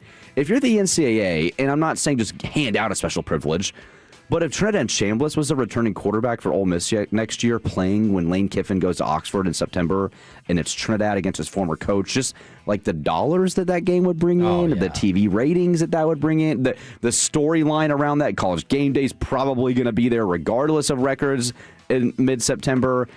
I think the NCAA would be a little wise to at least think in terms of our value and what the market would want out of this. Trinidad Chambliss should be in an Ole Miss uniform next year. Well, if you ask Tom Mars, that's Trinidad Chambliss' attorney for this, Tom Mars did not hold back, and he said, quote, I understand that Ole Miss will file an appeal with the NCAA. However, there's now an opportunity to move this case to a level playing field where Trinidad's rights will be determined by the Mississippi judiciary instead of some bureaucrats in Indianapolis who couldn't care less about the law or doing the right thing. Whether to pursue that course of action is a decision only Trinidad and his parents can make. So that's obviously throwing shade at the NCAA, but it feels like they expected this ruling of him to be denied and now are going on the attack to, get to the point where they can appeal this. Yeah, they were prepared for this, is what it seems like. Now, I do have another question on Trinidad's case is the guy is playing great football, and he just played very well against Miami. I know he's a little undersized, but, man, he's got a good arm. He's got the traits. He's fast. He's mobile. Fourth round, fifth round pick, kind of throw him in there. Like, would you say that Trinidad Chambliss is a worse product than Shedeur Sanders? No, absolutely not. And that is such a perfect segue because the second half of our Jake take here is to evaluate exactly that. Is this all worth it? Because you certainly see the reasons and everything else to stay in college, especially now, because you're going to make more than you would as a later round draft pick. And I read a couple of different places he's still projected that third to fourth round. And when you have a quarterback, all it takes is one team to be allured by everything that you're saying as far as the dynamic playmaking ability. And even in that game against Miami, their last touchdown, you see Trinidad Chambliss diagnose the blitz, and it was the dude that had the pick six, Scott, LJ Scott, maybe for Miami. He points it out and then invites him, come on, bring it, snaps the ball, just whistles one on the money for a touchdown. NFL scouts fall in love with that kind of stuff. And that's why I think if you're a team in the third or fourth round where you can get great value out of this guy, I'm looking at you, Miami, who might move on from Tua, and Arizona, who's probably moving on from Kyler, and you want just some value depth pieces and some potential star that you could find with some value. I don't know. And I get the dollar signs matter now more than ever in college, and if he can make $3 to $5 million to stay, we saw Brendan Sorsby at Texas Tech get reportedly $5 million. I mean, these college quarterbacks are making multi-millions now to stay for a season, but he could have a good career. I think Trinidad Chambliss is a very intriguing NFL prospect. All right, I'm going to put you on the spot. I'm going to put Jacob Ray on the spot, and then I'll have my answer as well. If you're Trinidad Chambliss in his camp, if you will, how do you move forward? I think you go ahead and fight it because you've already committed to the lawsuit and pushing the appeal, and you're prepared to do it, as his lawyer just said. So I guess you move forward in that sense. But if it was me, I would say, dude, just declare for the NFL draft. Really? I would. I think after what you did for me lately matters. Yeah. And what he did against Miami. And the game against Georgia. And the plays that he made, his draft stock is going to rise. Now, is he going to be a first-round pick? No. But I do think he could get drafted by a team. There's a lot of teams that need quarterbacks, man. I feel like I would suggest him go pro. Jacob Ray. Yeah, I mean, I'm on the same wavelength as Brennan, and I think it's not as much. I don't think he can do better. It's just how much are you willing to risk? A, getting injured. Yeah. B, going downhill because Lane Kiffin and Charlie Weiss are gone. Also a great point. The what's his name? McElroy was talking about this last night as it relates to Dante Moore, where, hey, your stock's pretty high right now, and we've seen plenty of quarterbacks that come back to college, and most recently, LSU guy, Garrett Nussmeier. Nussmeier, where'd Nussmeier go? Just that he you're saying from this last year. Right, his draft stock was like, very high, and then he said, hey, I'm going to come back to college, and I think he hurt his draft stock. I agree. Go on. And you can have a whole entire offseason of all that talk, like we saw with Nussmeier. Nussmeier was like the consensus #1 pick if Arch Manning didn't go to the draft. And you have an entire offseason where that's just in your head, and that's all you're seeing on Twitter. And it gets to you, and it's a lot of pressure to have on a guy, especially a guy who came from D2 football, who didn't exactly grow up in this big realm of SEC football. I don't think it's worth the risk. I mean, my brain immediately goes, and I know it's not the same situation, but I think of Matt Corral playing in that bowl game, right? Matt Corral was going to be a first, second-round pick quarterback. Broke his ankle in their bowl game for no reason, and now he's the quarterback of the UFL Stallions, and that's where we go from there. So I think Trinidad Chambliss can be a steal in the second round, kind of like how Jackson Dart was a steal late in the first round, and I don't see why he can't lead a good NFL offense. So I would go to the draft personally. One component about him, and I think that's a great point, Jacob Ray, is also the leadership qualities and attributes that Trinidad has. Oh, he's got it. The maturity. Sure. Yeah. You're not getting some kid that is all about him like you were in Shedeur Sanders. You'd be getting a guy that's going to fit the locker room great, that obviously a lot of kids rally around. I mean, look at what he was able to do at Ole Miss when Lane Kiffin leaves. That team, it was impressive to see them fight until the very end. And his skill set, I think, matches up well with his leadership attributes that would make a quality quarterback potential in the NFL. I do think he's gotten every ounce out of his abilities and everything you could ask for in a college career. Like I said, I mean, it would have been a storybook ending if they beat Miami and that and pass interference is called on that last play and they get another chance and all of that. But that game against Georgia, even the game against Miami in a loss, and everything leading up to that. I mean, this guy was playing Division II football less than a year ago, and he won a national championship there, and he was a backup to start the season. I just think you guys have convinced me that trajectory is just continuing to go up. Ride it, because you do the best case scenario, worst case scenario ordeal. Best case scenario, and it's very much a long shot, but you get back to the college football playoffs. Check, he's already done that. You know, you work your way. You have the biggest stage where you show everybody how great you are. He's already done that twice, in one, unfortunately, coming in a loss. But one more step to get to a national championship and win it. The odds of that are so tough. And does that in college really increase your draft stock? I mean, Dante Moore was arguably, Mel Kiper had him as the #1 overall prospect and Fernando behind him until the blowout yesterday. Dante Moore's draft stock isn't going to completely tank because he didn't make a national championship game and he had one bad game. And so Trinidad Chambliss, he's on the opposite trajectory where he had 2 great games. Dante didn't look that impressive against Tech or Indiana. And winning a national championship doesn't really do much for you. You've already shown us as an America and scouts that you can just go win a football game and run around and make the throws you got to make. I think you could try to test your luck there in the NFL. Head to the NFL, Trinidad. It's been a great run, my friend. But that's today's Jake's Take. Thanks so much for tuning in, and thanks so much for playing that intro, Jacob Ray. I really appreciate it. It's an awesome intro, Jake. It's been a minute. You haven't heard it, huh? Man, when's the last time we were all on air together? It's been a while. It's been a while. Well, hey, coming up next, we're going back to the NFL. We've got some games on Sunday that we're going to break down here on 105.3 The Fan. Sean and RJ, the KNC Masterpiece, G-Bag Nation, and...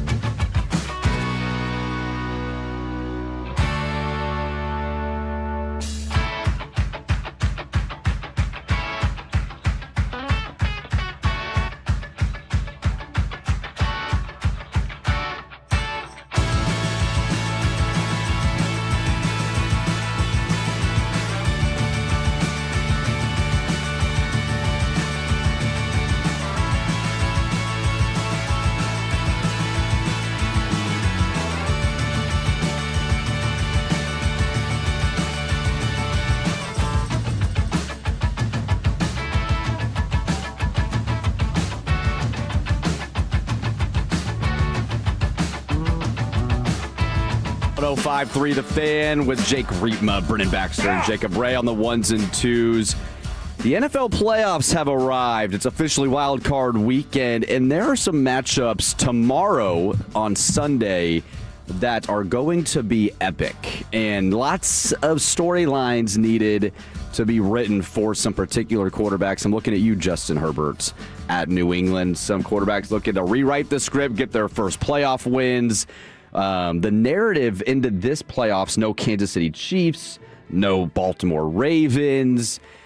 It's wide open, it feels like. Well, hold on. Are you protecting your emotions here? Because, in my opinion, the focus should be Josh Allen. Oh, I've got a whole segment ready for Josh Allen at Also, I just thought I had to sneeze so badly, and it just snuck up on me, and I was gone. That is, the human body is insane, folks.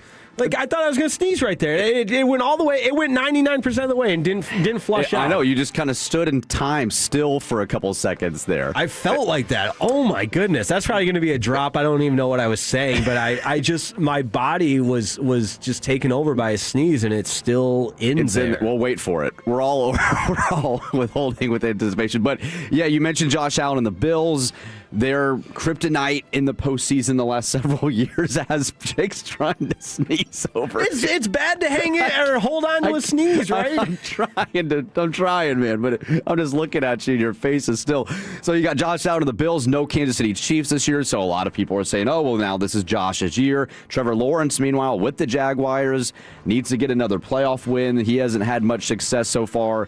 49ers, Eagles, Brock Purdy is now finally healthy going against the Philadelphia Eagles in the playoffs. And then Chargers, Patriots going from 4 wins to 13 wins. First-year head coach Mike Vrabel, Drake May, MVP candidate. And then the Monday night game wrapping it all up. 42-year-old Aaron Rodgers hosting a playoff game against the dominant defensive line that is the Houston Texans. Which game are you most looking forward to, Jake? Oh, such a great question. I guess aside, since we've already talked about them at length, I really am excited for this Packer-Bears game tonight. But tomorrow, I think 49ers-Eagles is sneaky enticing because this 49ers team just quietly all season long were just winning games. And I know their schedule was a lot easier because of their last place finish the year prior. But the fact of the matter is they were one game away from winning what you could say is the toughest division in all of the NFL. And you're looking at Philly like, well, you're the defending Super Bowl champions, but we know the turmoil and everything that's gone on over the course of the entire season there. And as much as I can't stand the Philadelphia Eagles, to be the best, you got to beat the best, and they're defending Super Bowl champions. So something's got to give in this game. The 6-point spread is also larger than what I would have expected it to be. I completely agree. And the Niners, all you have to do is look at the last 2 weeks, and you're scratching your head. Are they the offense that couldn't be stopped against the Chicago Bears, or are they the offense that scored 3 points against a good Seahawks defense? Now, I don't think the Eagles' defense is as good as Seattle's defense, and they're not as bad as the Bears' defense. No disrespect there, Jacob Ray. So there's a lot of unknowns in this game. I find the narrative around the Eagles from a national level so interesting. You're coming off the Super Bowl, but Saquon Barkley doesn't have this dominant year. Jalen Hurts in the passing game goes through some drama with A.J. Brown, but yet here they are hosting a playoff game, winning the division. Like, they still could very much make a run to the Super Bowl, but not a lot of people like them or are very high on them. It seems like no one can come around to Nick Sirianni being a good coach, though he just won a Super Bowl and has been to 2. I don't think I've ever seen in my time watching the NFL a more hated, disrespected team that has just consistently won football games. So I think discredit the Eagles at your own peril, but in my mind, they should beat the 49ers. I would pick that game to go the Eagles' way, but there's just not a lot of respect for the Philadelphia Eagles. No, you're absolutely right. The other one that's intriguing, I mean, they're all intriguing, really, to your point at the top of the segment about, no Patrick Mahomes, no Baltimore Ravens. There's just a lot of fresh blood type, and it doesn't get any more fresh than Liam Cohen and the Jacksonville Jaguars. And I was one that was ridiculing the hire. The press conference was a disaster, and now I have to hold my hand up and eat my words because Duval and everybody else, like, they've been a really good team. Yeah, they've won 8 straight. They went on the road against the Denver Broncos and found a way to dominate the number 1 seed Broncos in Denver. This team is scary. I've seen a couple people say the winner of this game would be their favorite to come out of the AFC, Bills-Jaguars. Trevor Lawrence has looked like the guy that they thought they were getting when they drafted him number 1 overall, and Liam Cohen appears to be the quarterback guru that he just needed. He needed a guy like him to fix his problems. And on that same token, Jacob Ray, you made a great point about, despite being in the playoffs, Matt LaFleur might be coaching for his job. You could maybe make the same case that Sean McDermott is coaching for his job, which, as a defensive-minded guy, let's fast forward and play the hypothetical game and think Cowboys here on your home for the Dallas Cowboys, 105.3 The Fan. If Sean McDermott gets let go and let's say the Bills lose this game, I mean, that's my first call. Yeah, his calling card has been defense during his tenure as the Bills coach, and Sean McDermott is a great coach. He's completely turned that franchise around. They went 17 years without making the playoffs before he arrived. He's always coached great defenses. Was it really that 17 long? Years until Sean McDermott. That's the Bills guy right there. There's a Bills guy. I've got family in Western New York. Go Bills. But I do think that ultimately you are defined when you have a quarterback like Josh Allen by your success in the postseason. And to his credit, the Bills have had success in the postseason. They just have not been able to win on the road, mainly in Kansas City. And then they had a tough loss against the Bengals at home a couple years ago. But to go out as a wild card team, I will say, though, this is probably the most banged up and worst Bills defense that they've had. They're not very deep. Ed Oliver's injured. They've had linebacker depth problems. Maxwell Harrison's not playing in this game, their first-round pick. So it's going to be interesting because there is a lot going not the Bills' way, but yet you got Josh Allen, so you got to win a road playoff game. You got Superman, and that's the part of all of this discussion that if you're a Bills fan, I know I would be so upset with the front office and the team-building component of all this. The construction of the rest of the roster around Josh Allen in the year that it's there for the taking. We don't know how good New England is. And maybe, they're a buzzsaw type of thing, first year in a while, and maybe Jacksonville's a buzzsaw. We don't know. But the fact of the matter is you have no Patrick Mahomes. You have no Joe Burrow. That's another one that we haven't said yet.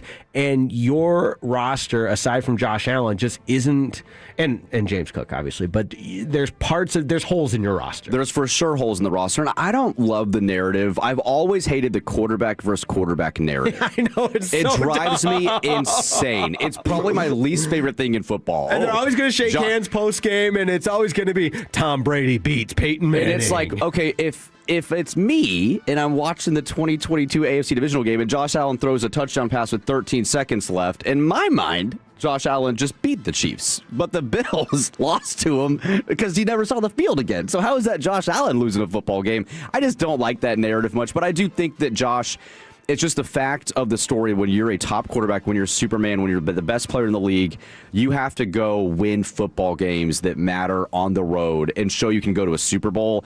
Losing in the wild card weekend just wouldn't be a good look for the Bills. I don't think it's a legacy-defining game, and I can understand the Bills wanting to move on from McDermott and get an offensive-minded guy more so to be with Josh and try to work on how can you improve the roster around him. Because you're right.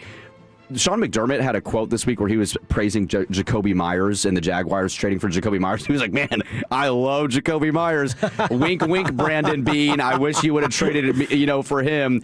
Because right now you're rolling out Brandon Cooks and Keon Coleman and Gabe Davis, a blast from the past for them. It just isn't a great receiving core. But I will say they're 9-2 when Dalton Kincaid is healthy and plays, one of the best tight ends in the league when he's able to stay on the field. Had him in fantasy. He will be good to go. So I think that gives the Bills a lot of hope that their offense can be a little more dynamic with Kincaid there. So we'll see that. What is your take on Justin Herbert? We're talking about quarterbacks and needing them to rewrite the narrative. Everyone wants to crown Justin Herbert the best quarterback ever already with his size and his arm talent, and he's got Harbaugh, but this guy has still not won a playoff game, and he's coming off a 4-interception game a year ago where he was awful brutal in the playoffs. Your thoughts on the Chargers going to New England? Well, it's funny you bring up that playoff game because I was just going to reference a couple weeks ago when the Chargers lost to the Texans. He looked really bad in that game, too. It was the same team in the playoffs prior.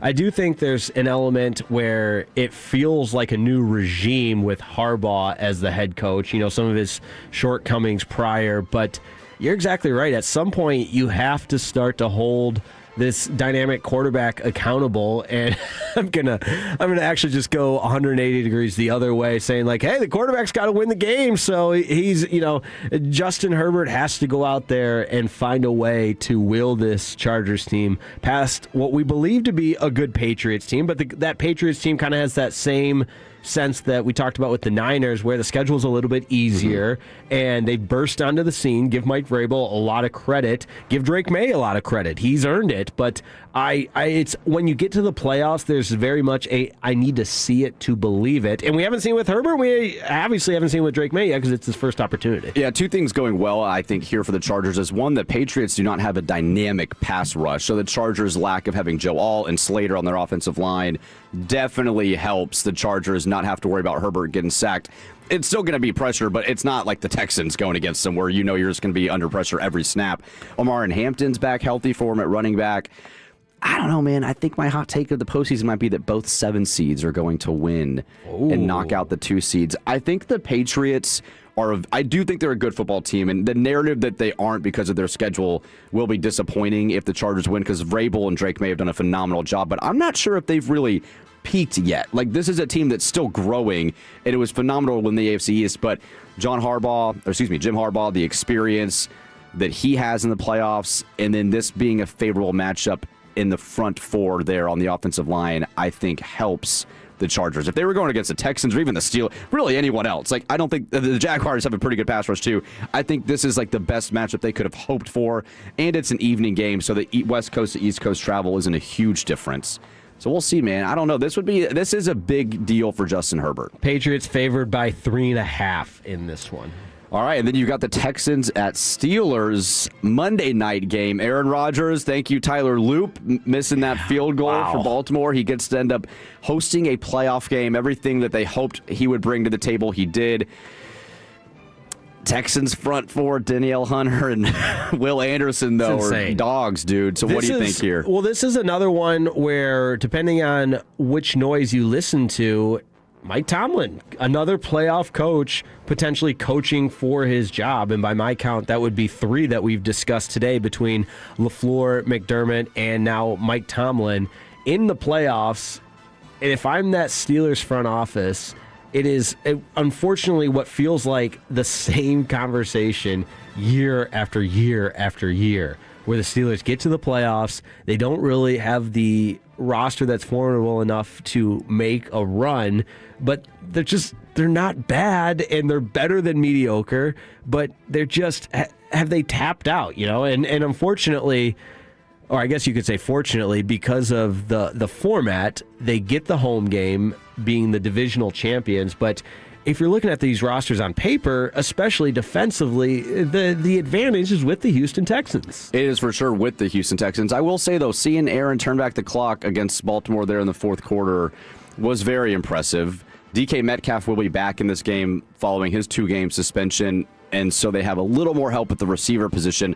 But can they protect him? I mean, Aaron Rodgers is not, this isn't 2013. He can't move as well anymore. Right. And so with Will Anderson and Danielle Hunter getting the pressure on both sides of the edge there, it's going to be very difficult. The Steelers will have to protect Aaron well, and I'm just not sure they can do that over the course of 4 quarters. This Texans team, just like the Jaguars, coming in just winning football games, man. I mean, they've been so hot. DeMeco Ryans is one of the best coaches in the NFL. One of the best defensive coaches in the NFL, too. And so I do like that matchup. Mike Tomlin, DeMeco Ryans, it seems like he kind of emulates what Mike Tomlin, brings to the table there in Pittsburgh. But you're right. What if they get smoked? Like, if the Steelers get smoked, are they just going to still think about moving on from Tomlin? Or do you take the fact that you won the division and hosted a game, bring back Aaron Rodgers, and try to add some more pieces and run it back next year?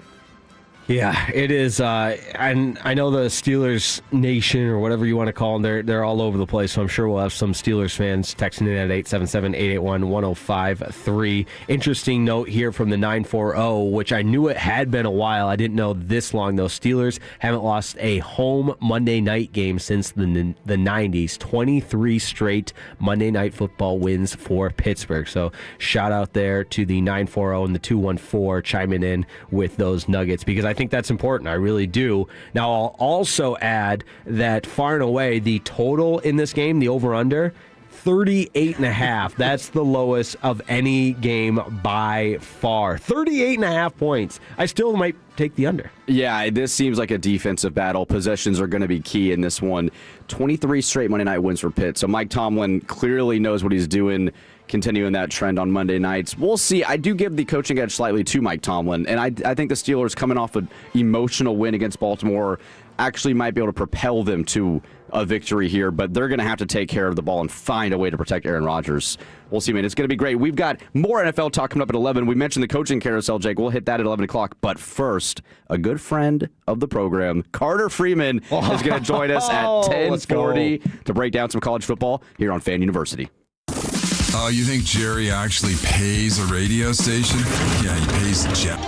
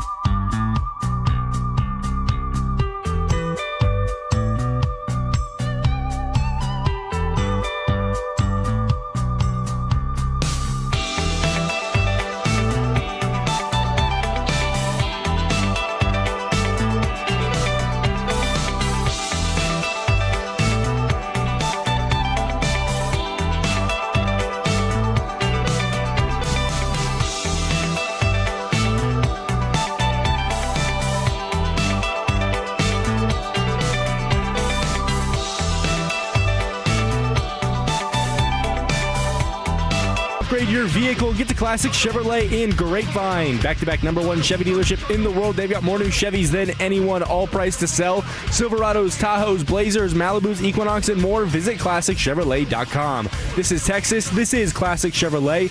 Together, let's drive, relax, and enjoy the difference based on new Chevrolet registrations 2023 and 2024. Carter, anything? Oh, that's right. You don't come on the radio. Carter Goodell. He's Carter Freeman. Carter Freeman? Yeah! He is Carter Freeman, a good friend of we miss the you, Carter. show here at Fan University. And Carter, the college football playoff has reached the national championship with Indiana drumming Oregon last night. It's good to hear from you, man. Your thoughts on the game last night? Gentlemen, it is a pleasure and an honor to be back on these airwaves, especially with my intro being played. That was a nice surprise. But, I mean, at this point, what more can you say about Indiana? I mean, they just feel inevitable. A pick six on the first play of the game, I mean, that set the tone pretty well. And then every time Indiana got the ball, anytime they were on defense, they just felt like they were just a force of nature. And that's how they felt for really the better part of the entire season. Their only real, close game was the Oregon road game in the regular season. And then they made it look really easy beating that same team again. And then Ohio State. Other than that, they just dominate you. They dominate you with a bunch of guys who are probably going to be, HVAC employees or roofers in a couple of years. And it's just, it's so much fun to watch, and they got a minister who's out there slinging the rock, winning Heisman's. Like, it's still just. We talked about this at the end of last season, or the end of the regular season, where we've normalized how good Indiana is, and I feel like we still should take a step back and think that the team with the most losses of any FBS team or any Power 4 team coming into this year should not be doing this, and yet Curt Cignetti's talking about cracking beers, and they're 15-0. Carter Freeman is with us on Fan University, a familiar voice, and this is me throwing my co-host, Brennan Baxter, under the bus because, hey, look, okay. I clearly miss you more than Brennan does because he gets straight to business, follows a rundown sheet. We're talking college football. Let me ask you about college football, but I want to know about Carter Freeman. We miss you. How is everything going? How are the new digs? And, for the Fan University fans tuning in, what's been everything like the last couple of weeks? And we miss you, man. Well, I miss you guys too, and I thought you were going to say you miss me because I'm not just throwing out OU superlatives like every other segment. Yeah, how does this relate to OU? You guys miss the least. Yeah, don't worry, I can find a way. But no, man, I've been good. Holidays were good. I want to hear about y'all's too, but started my new job at Fox 4 this week, so. It's a bit different than, us talking ball on a Saturday morning, but it's been good. And any chance you guys want me on, I'm happy to take it to continue to contribute. Carter, I just want to make it clear. I do care about you, man. and I miss you, and I hope you're doing well. This is the there. Consummate professional to my left here. I just wanted to defend myself there. Jake is just he has that Fan After Dark energy that he had on my final time on Fan After Dark a couple weeks ago, where for whatever reason Jake was up there at like 10 at night and just decided to hop on the air as Fred and Blake were razzing me, and that was my last appearance, and then now I'm back, so just the energy is the same. We miss you, man. Well, it's Carter Freeman here on Carter's Corner at Fan University 105.3 The Fan.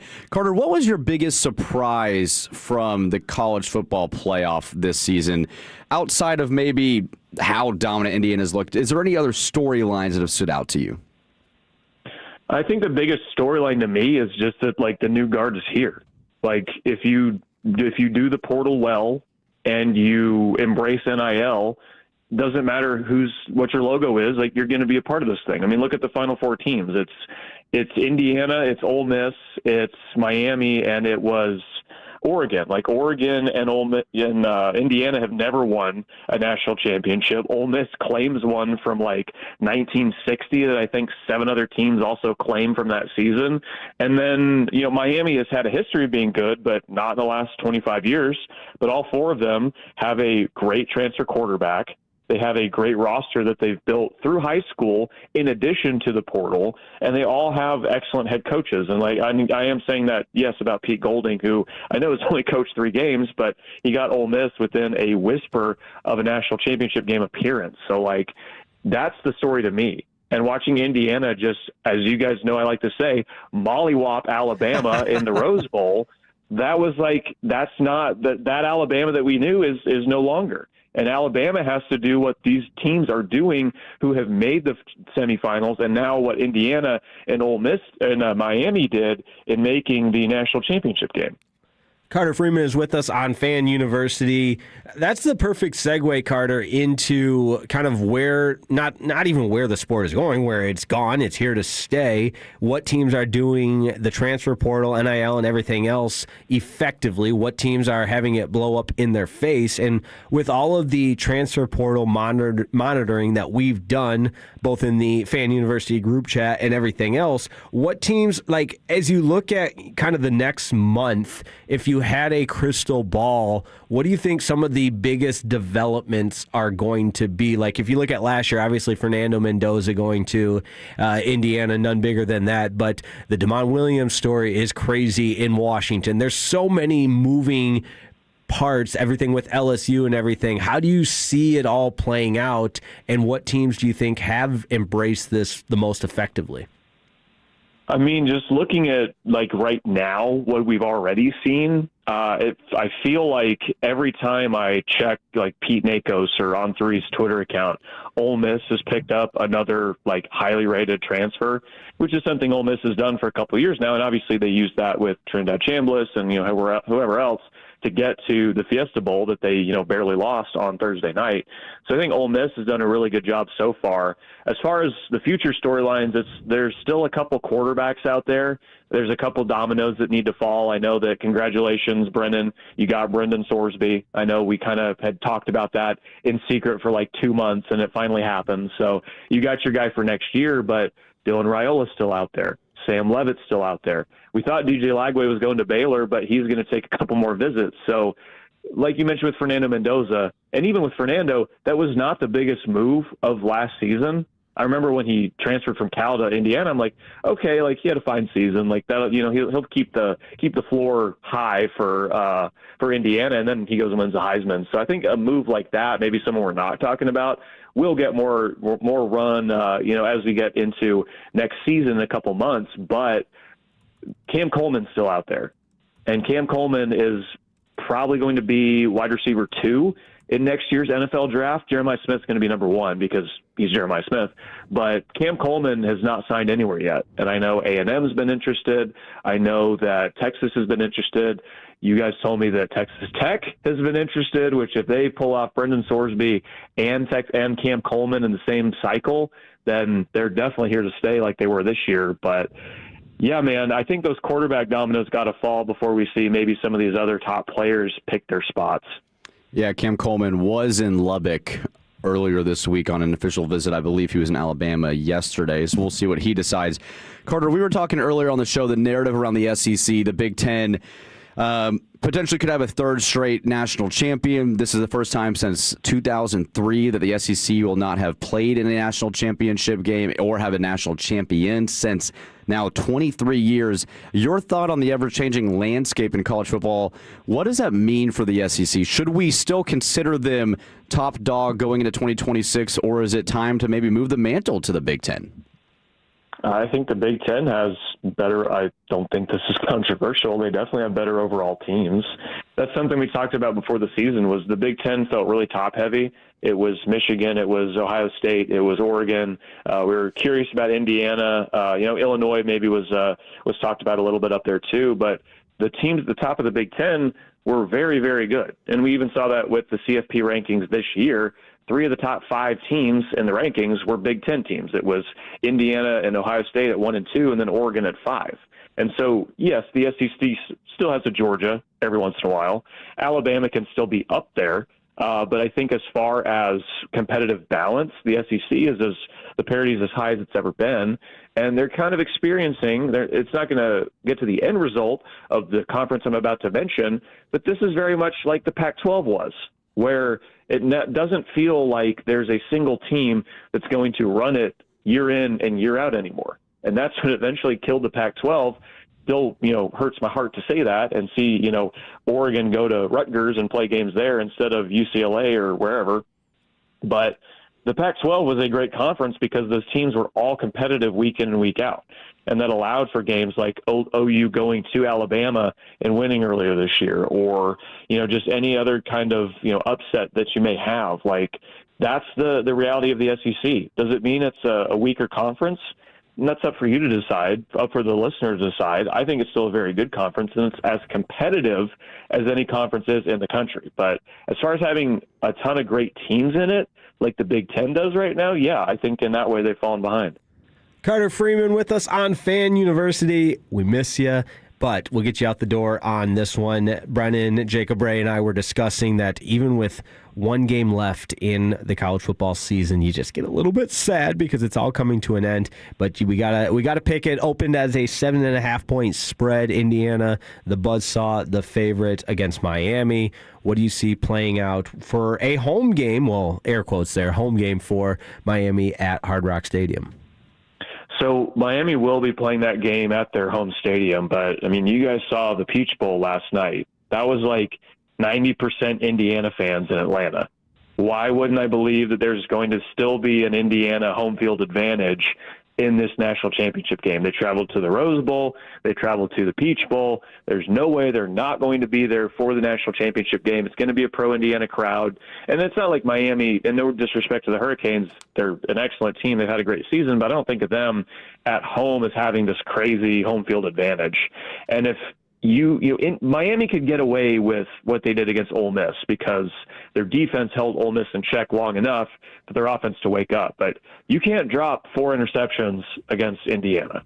You can't let Indiana stay in a game like they let Ole Miss stay in a game and expect to actually win it. That's everything we've seen this whole season, what I mentioned earlier with Indiana, where they're just a buzzsaw. So there's Indiana should cover the 7.5.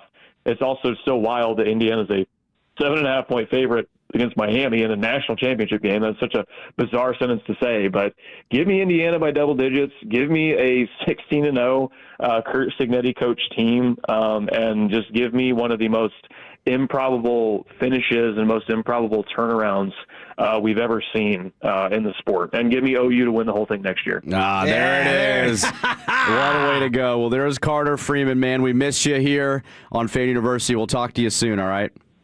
Yeah, anytime, guys. I am, I love you guys. I love still texting with you guys about all the portal stuff, and just anytime you want me on, or tell me when you're on remote next. I'll come out and hang out. Yeah. All right. There goes Carter. We miss him here.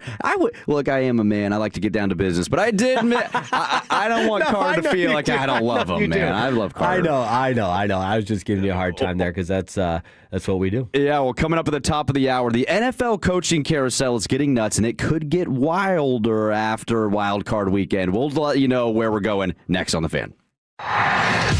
Tolo means turn it on and leave it on. Thank you for making 105.3 The Fan and the Odyssey app part of your day every day. I'm worth more. I'm worth more. You bet I'm worth more. We come.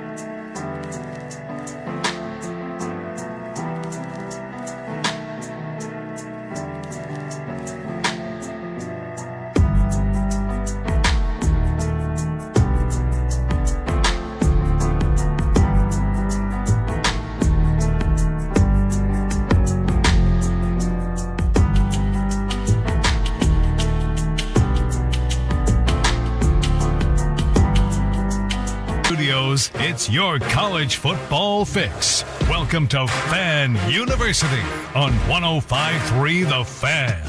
Hour 3 of Fan University here on 105.3 The Fan. I am Brennan Baxter alongside Jake Riepma and Jacob Bray on the ones and twos.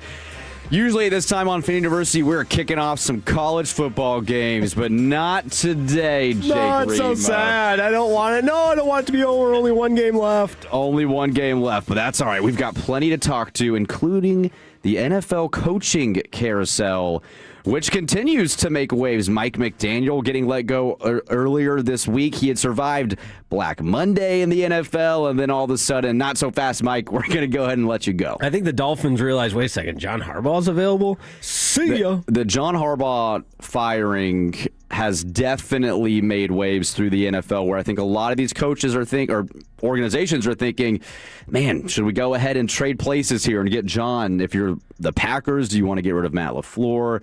If you're the Bills and you lose, do you want to get rid of Sean McDermott, try to get John Harbaugh? Lots of interesting questions surrounding where John Harbaugh will be going next. But Jake, I wanted to start with what job you feel like that's currently open is the most attractive and who you think should be filling the vacancy for that job. Yeah, there's a lot of different ways to play with the word attractive and the semantics of it all. I mean, the Tennessee Titans one I keep going to, and you could call me crazy, which is totally fine, but you've got Cam Ward, you've got your quarterback. You also are in a unique situation where I don't feel like there's anything anyone breathing down your neck where you're expected to turn it all around and get to the playoffs and everything else. Like, I think you'd be inheriting a situation where time is on your side, and very rarely is that the case. And add to it, hey, Nashville seems like a pretty cool place to live as well. There's so many different factors when how you evaluate what job is out there. I'm just seeing that Ian Rappaport tweeted that the Titans are interviewing former Browns head coach Kevin Stefanski, and I think that one makes a lot of sense. I think that makes a lot of sense. And Cam Ward had no offensive line. The team was horrible, but he showed a lot of promise. There was big plays made by Cam this year. I think he showed that he is capable of being a franchise quarterback. The Baltimore Ravens are going to be really interesting to watch here and see what they do. There's been some drama with Lamar Jackson, and he does represent himself, and that caused some problems with John Harbaugh there with no agent. What coach wants to come in? Brian Flores has been linked to that job. They'll interview a few other guys on the offensive side, more offensive-minded guys as well, too. What do you think the Ravens should do? Because Lamar's got 2 years left on that huge extension he signed. He is going to be on the wrong side of 30 here soon. He was beat up all year this year. They missed the playoffs.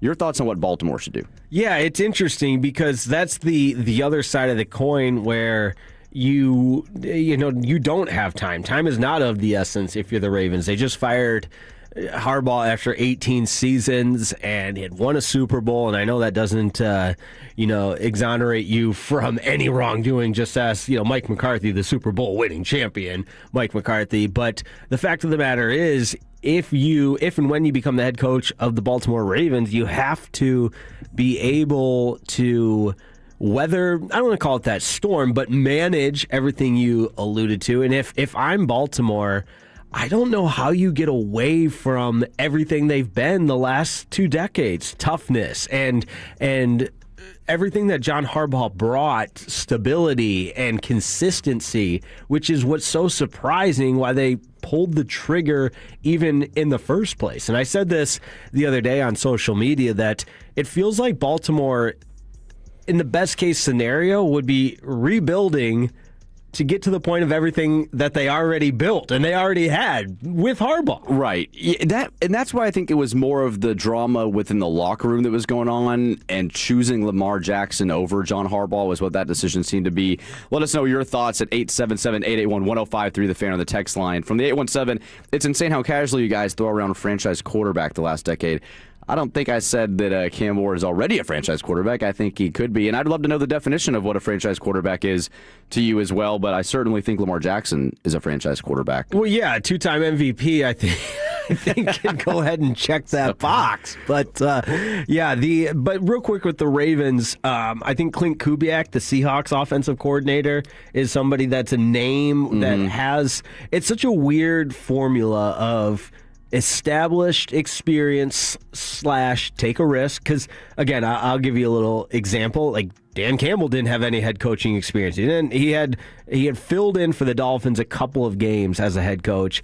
And obviously, when he took over the Lions, they were just in a disastrous point. And now here they are. I know they didn't make the playoffs this year, but the 2 previous years, Dan Campbell has built that team back. So how do you find a Dan Campbell? And there's plenty of examples. He's just one that comes to mind of risk takers as far as the front office. You take a risk on somebody and it proves to be the right one. Right. Other jobs open: Arizona Cardinals, the Las Vegas Raiders, the New York Giants, the Cleveland Browns. You'd mentioned Stefanski potentially interviewing and could be the Titans head coach.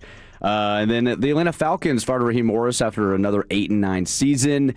Some questions there at quarterback. But the Dolphins and Cardinals are the 2 interesting jobs to me in the sense that you have 2 quarterbacks that seem to be ousted with Tua and Kyler. So you're also coming into a situation where you don't really know who your quarterback's going to be, or if you're drafting a quarterback. I'd be interested to see what the Dolphins do, fire McDaniel, and then what do you do with Tua? How does that new coach want to move forward at the quarterback position? Right, and anytime you talk NFL coaching jobs, somebody, and I'll be the one to do it this time, somebody's always going to mention, there's only 32 of these, so you got to take the job. But at the same time, is the Arizona Cardinals the job you want? The Miami Dolphins? I mean, the Dolphins have the longest active streak without a playoff win, and you can make the case that there's still enough there to try to put it together. But the quarterback position, of course, we're going to keep going back to that's in flux for both the Cardinals and the Dolphins, it feels like. Yeah, and big contracts there as well too with Tua and Kyler, so that'll be interesting. The New York Giants, NFC East rival of the Cowboys. they've got Jackson Dart, fired Brian Dable. You've got some exciting opportunity there that you saw with Cam Scatterby and Dart this year. They made some exciting plays that make you think you could be hopeful about your future, but it just doesn't seem like. I saw John Harbaugh linked to this if he potentially would interview. I'm just having a hard time thinking a guy like Harbaugh would want to go to New York. Seems like they kind of need a reset as well, too. Where would you go if you were the New York Giants? Yeah, Harbaugh, to me, it's, again, they're only 32. I could see his style playing, though, in New York. And you got the quarterback with Jackson Dart. I could also see Kevin Stefanski working out in New York. But at the same time, it's the Giants. So there will perhaps find a way to, mess that part of it all up. But also a name we haven't mentioned yet is Cliff Kingsbury. He's going to get another opportunity to be it seems like he's throwing his name. He's not the offensive coordinator for the Commanders anymore, so he took the risk. Either he's going to be an offensive coordinator somewhere else or try to gun for one of those head coaching jobs. And maybe he is one of those examples where he learned from his mistakes the first time around as the head coach and can be more equipped to take that next step. And I don't know if he makes a lot of sense for the Giants. I know that's the team you asked about, but definitely a big name to watch out for. Cliff Kingsbury is funny to me, man. He finds a way to make himself more attractive somehow without really having the record to justify it. Like, he'll get with the quarterback. Oh, I thought you were talking about his physical attractiveness, which I would agree with. I mean, the guy looks like Ryan Gosling. Jacob Ray, turn your mic on. You're agreeing with me. He is handsome. He is handsome. Good-looking guy. And, not as handsome as you, though. I appreciate that. One thing to add, and, homerism here, there's a possibility that over in Chicago, the offensive staff gets raided of Ben Johnson. So is there a chance if Cliff doesn't get a job somewhere? But Ben's calling the plays. Ben is calling the plays, but there's a good chance that the offensive coordinator, Declan Doyle, he's been getting looks from some teams. Okay, that'll be interesting. I did see the Chiefs. Some Texas Tech fans are maybe hoping for Cliff to reunite with Mahomes if Matt Nagy leaves there. I know Nagy had actually interviewed with the Raiders as well, too. And the Titans. And the Titans as well, yeah. Which, if Matt Nagy gets another head coaching job, like, that is the 9 lives. Yeah. And that's what I'm saying about Cliff. Like, he is able to have really good years. Jaden Daniels, Kyler Murray's first couple years were good. Mahomes in college, obviously.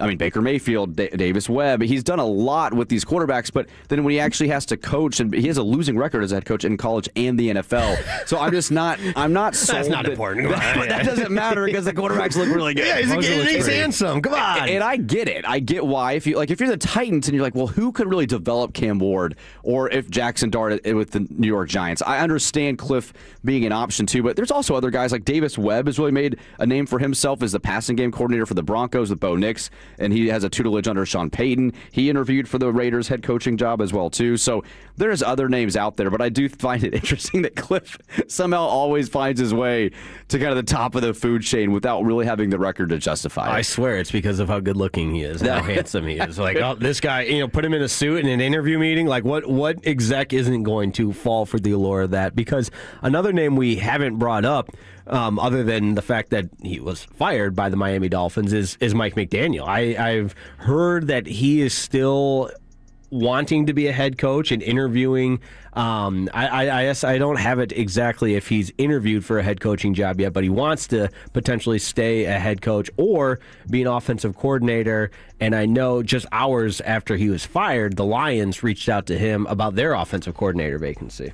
Is there any chance you'd be turned off about the old Capri's jogger look? Like, does that have a negative effect? Absolutely not. If the guy can call plays, Okay. He's an offensive guru. In fact, not that we can prove any of this, but obviously certain states, marijuana is completely legal, Michigan being one of them. There are a lot of Lions fans that think, if, in fact, McDaniel does what he's kind of rumored to do, he could fit in well in the state of Michigan.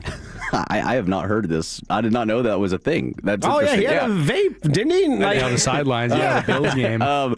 I do think that Mike McDaniel thing, he got a lot out of Tua there for a couple of years. That's a good point. That 2023 offense was record. They scored 70 points against the Broncos. When they got Tyreek Hill, that year. He's a good offensive coach too, but I just don't know if he's got the head coach mentality either. You're right. Like it's hard to respect a guy that's wearing joggers on the sideline in the NFL, and it fit Miami a little bit too. But we'll see. Other names to look out for too, which I think have been interesting when you're looking at some of these potential guys that have interviewed. Vance Joseph, the Broncos defensive coordinator, he's been a head coach before. You mentioned like Steve Spagnuolo from the Chiefs. So there are some veteran guys as well too that have been in the fold defensively. But one thing we're learning more and more is that it's really hard for a defensive coach to get a lot out of a quarterback, a young quarterback. And so I do think that so many organizations now are going offensive-minded guys. So these guys are kind of being left in the fold, but there's still some good coaches there on the defensive side of the ball. Like Mike McDonald, for example, in Seattle has been phenomenal, and he's like the young defensive guy. Right. Well, that's what I said a little earlier in the program about Sean McDermott, that he feels like one of the few coaches that found his way, I shouldn't say few, but another guy that made defense his calling card. And while we're on the topic, I mean, the Cowboys got to hire a defensive coordinator, and I haven't had a chance to say this yet, but I want him to hire Brian Flores. I really do. I mean, the way it's almost like if you can't beat them, join them. And the way that Vikings defense dominated the Cowboys on that meaningful Sunday night football game, it's like, hey, come on over and do that for our team. Yeah, I just wonder if Brian Flores would think of that as a lateral move in the sense that like he's already a defensive coordinator. I think the Cowboys' job is probably better than the Vikings' job. I'm not really sure how I would value that in terms of DC to DC, but I do think that he wants to be a head coach again. I mean, he was the head coach of the Dolphins, got fired. I do feel like Brian's looking to hopefully put his name into that head coaching rank again.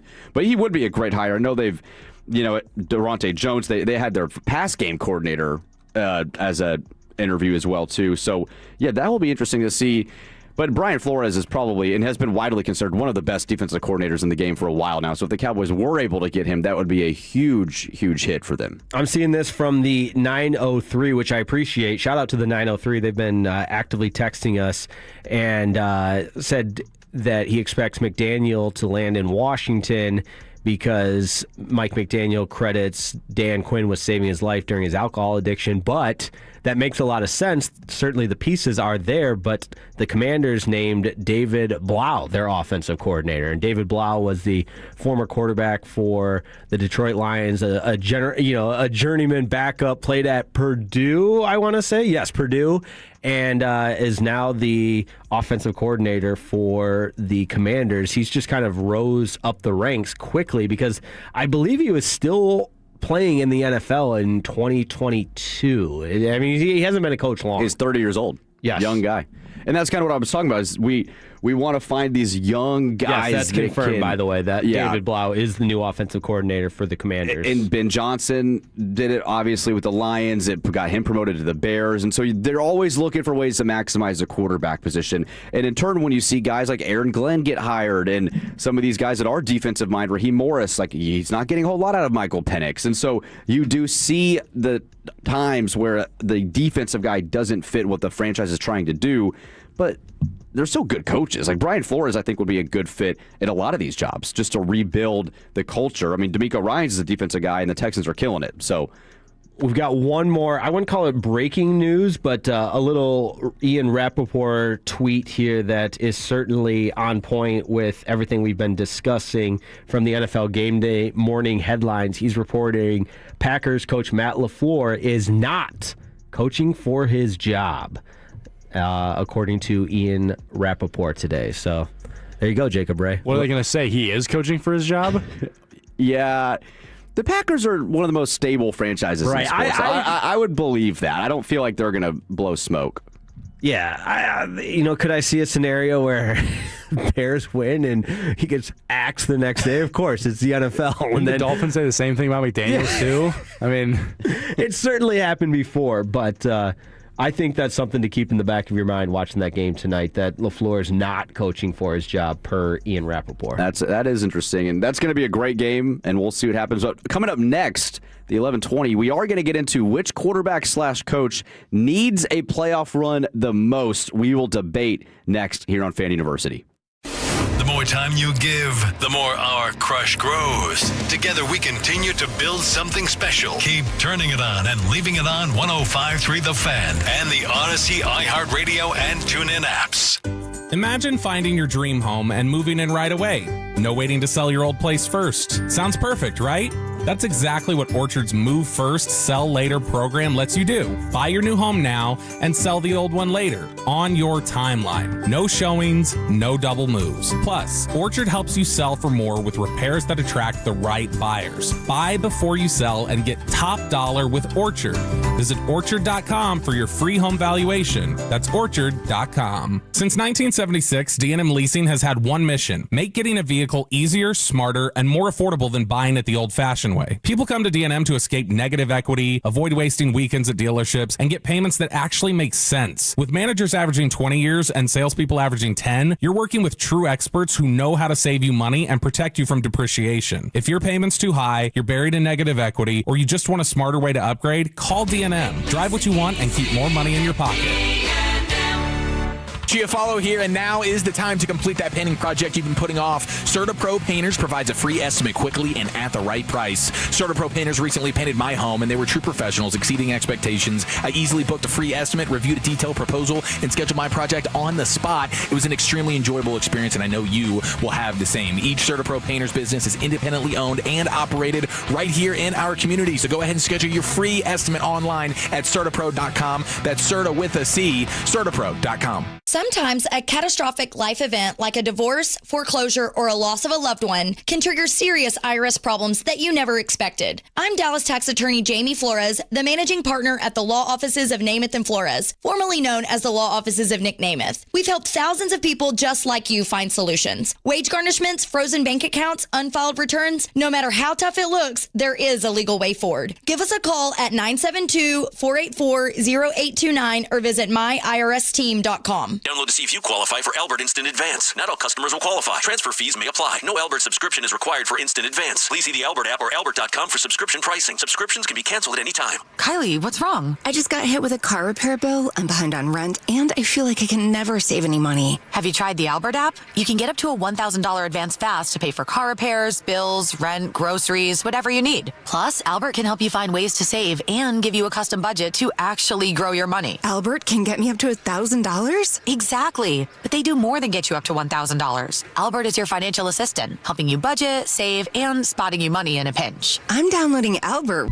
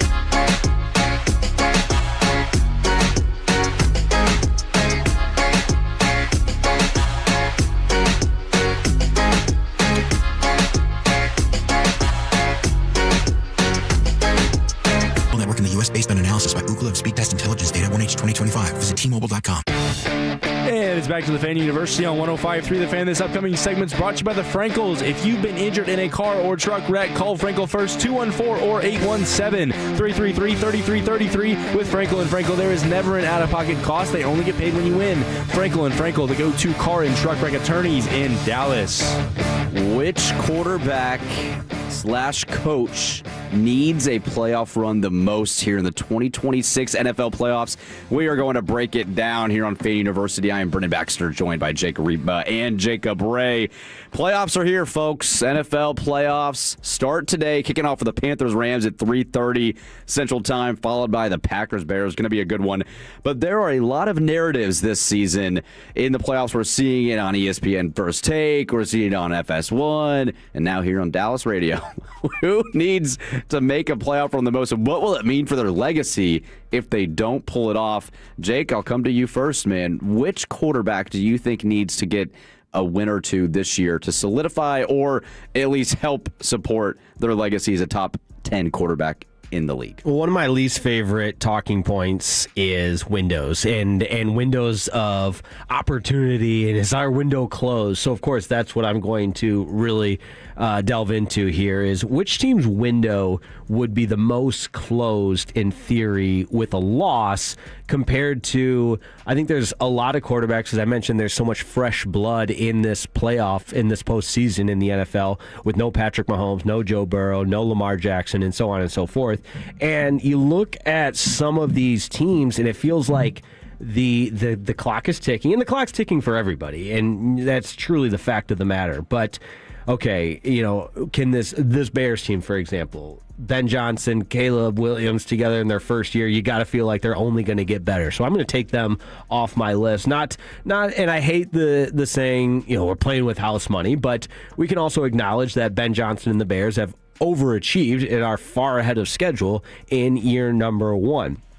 49ers, it also feels like they've overachieved. So, they had a number of different injuries, and that core, albeit the time ticking for some of those guys, it feels like that core is sticking around. Eagles are going to continue to be the Eagles in a lot of different ways.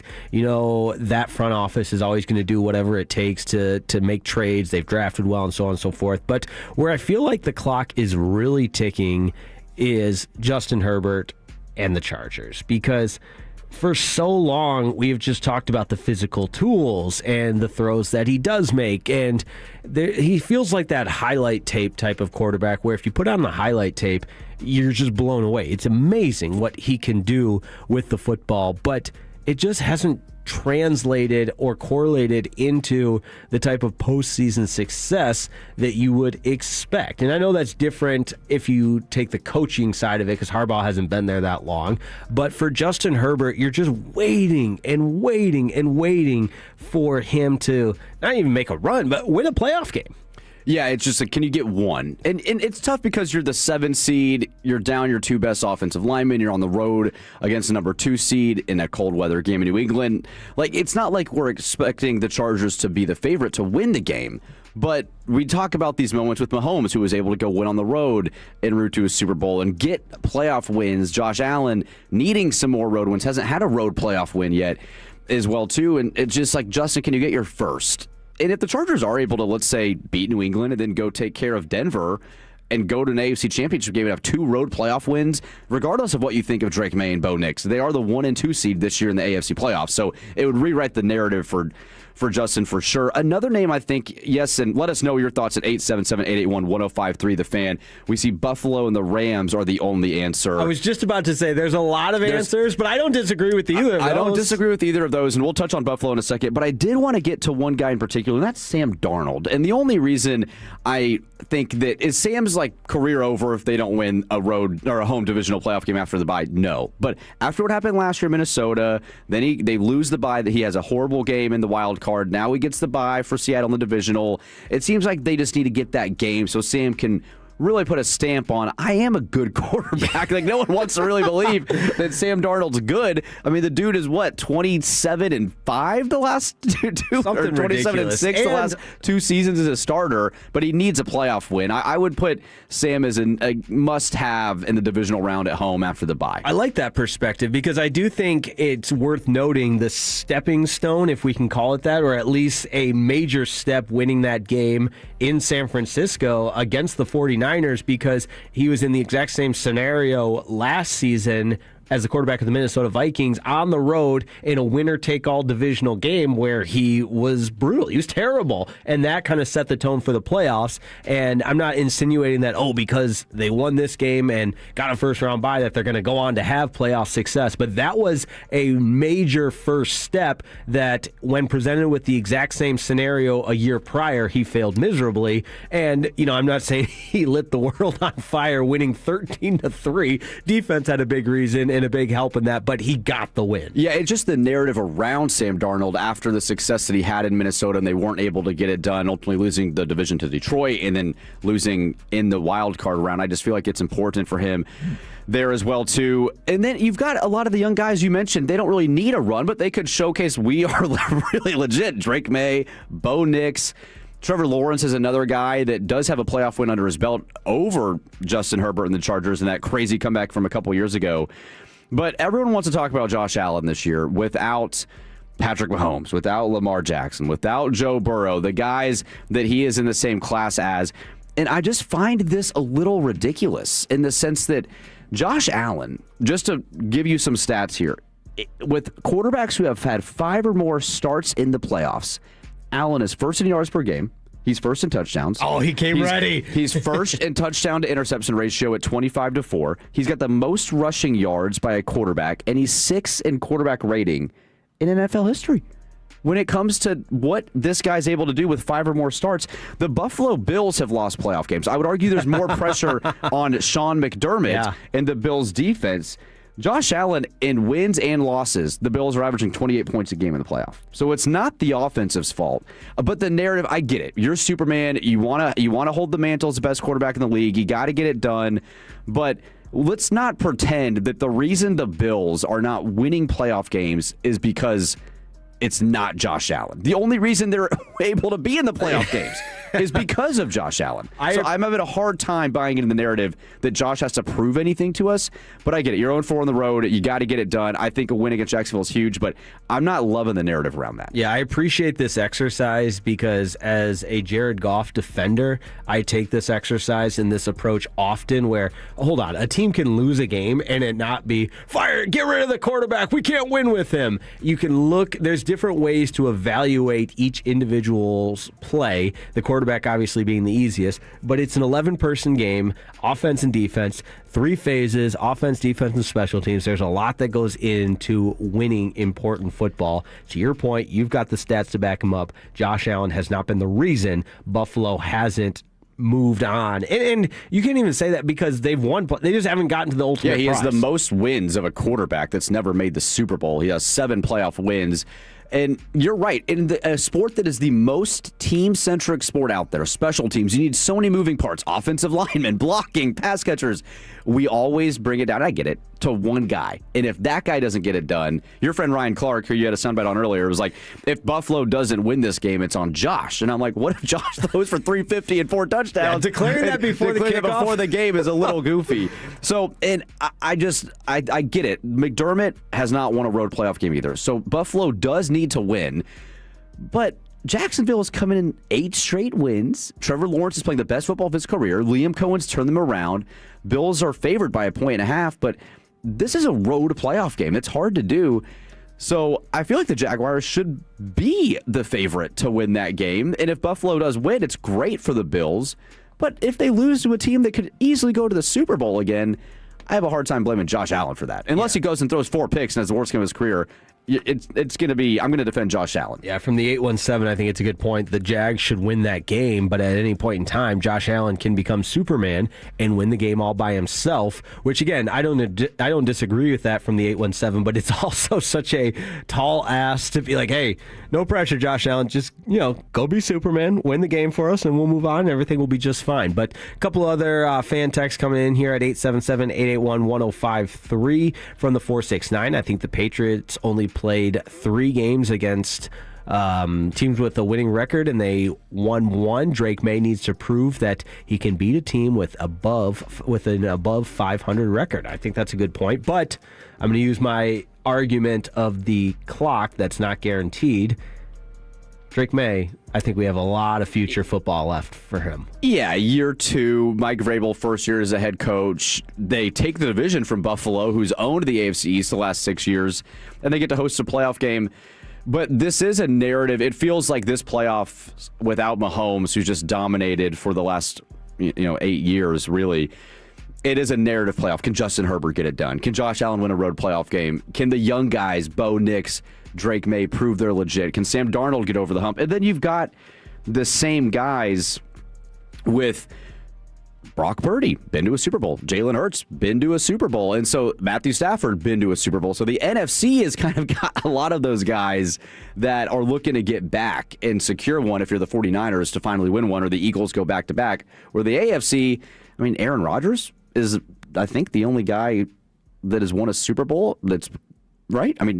Aaron Rodgers. That's the only one. So that's the list. I think it is interesting with Aaron Rodgers, too, is for whatever reason, he becomes the guy that we give a pass to, having only won 1 Super Bowl. Only been to 1. Yeah, and because of the incredible arm talent and everything, I just feel like the conversation is different around Aaron Rodgers than it is Matthew Stafford. And here I am crazy, defending my guy Matthew Stafford, but I don't think people talk about Matthew Stafford with the admiration that they do Aaron Rodgers, when I think they're very, very similar, maybe more regular season success for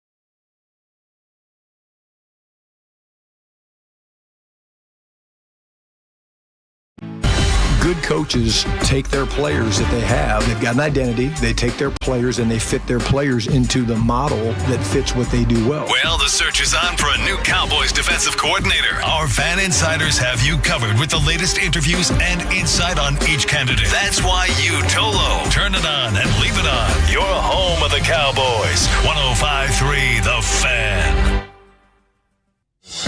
This segment on Fan University is brought to you by Classic Chevrolet. If you're in the market to upgrade your vehicle, get the Classic Chevrolet in Grapevine. Back-to-back #1 Chevy dealership in the world. They've got more new Chevys than anyone, all priced to sell. Silverados, Tahoes, Blazers, Malibus, Equinox, and more. Visit ClassicChevrolet.com. This is Texas. This is Classic Chevrolet. Together, let's drive, relax, and enjoy the difference. Based on new Chevy registrations 2023 and 2024. I'm a people person. I absolutely insist on enjoying life, not a workhorse. He's not some walk-on scrub, yo. This boy's a player. He's a star. And he busted his butt for you. Oh, my God. Okay, it's happening. Stay calm.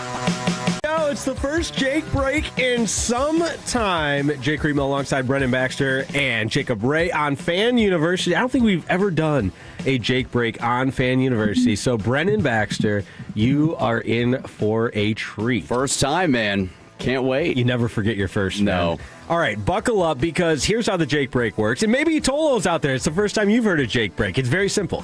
We take a break from sports, and there's really nothing's off limits. That's basically the only rule. And for this particular Jake break, we've done it a couple of different ways, but I have prepared a couple of different categories for you both. And I'm going to allow both of you to choose your own adventure. You'll select the category, and the conversation will go from there. Tolo's as well, 877-881-1053. Your participation is always encouraged, and we need to help. A lot of these are questions that we face in society, unwritten rules, do's and don'ts, pet peeves. Nothing's off limits. We're taking a break from sports. That's what it boils down to. So, Jacob Ray, Brennan Baxter, are you both ready? I am ready. Born ready. All right, let's do this. The three categories that you can choose your own adventure on. We have What's the Rule? We have Do's and Don'ts.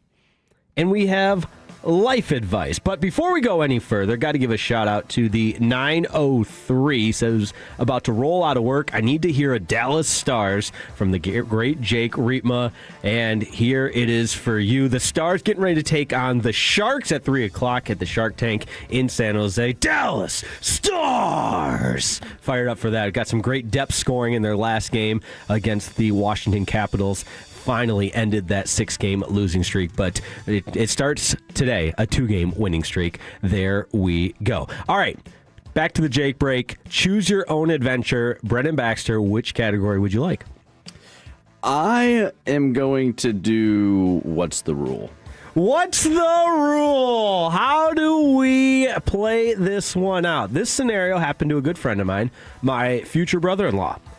And he was explaining the situation to me over a round of golf, and I really didn't know what the rule is on this. So, timeline.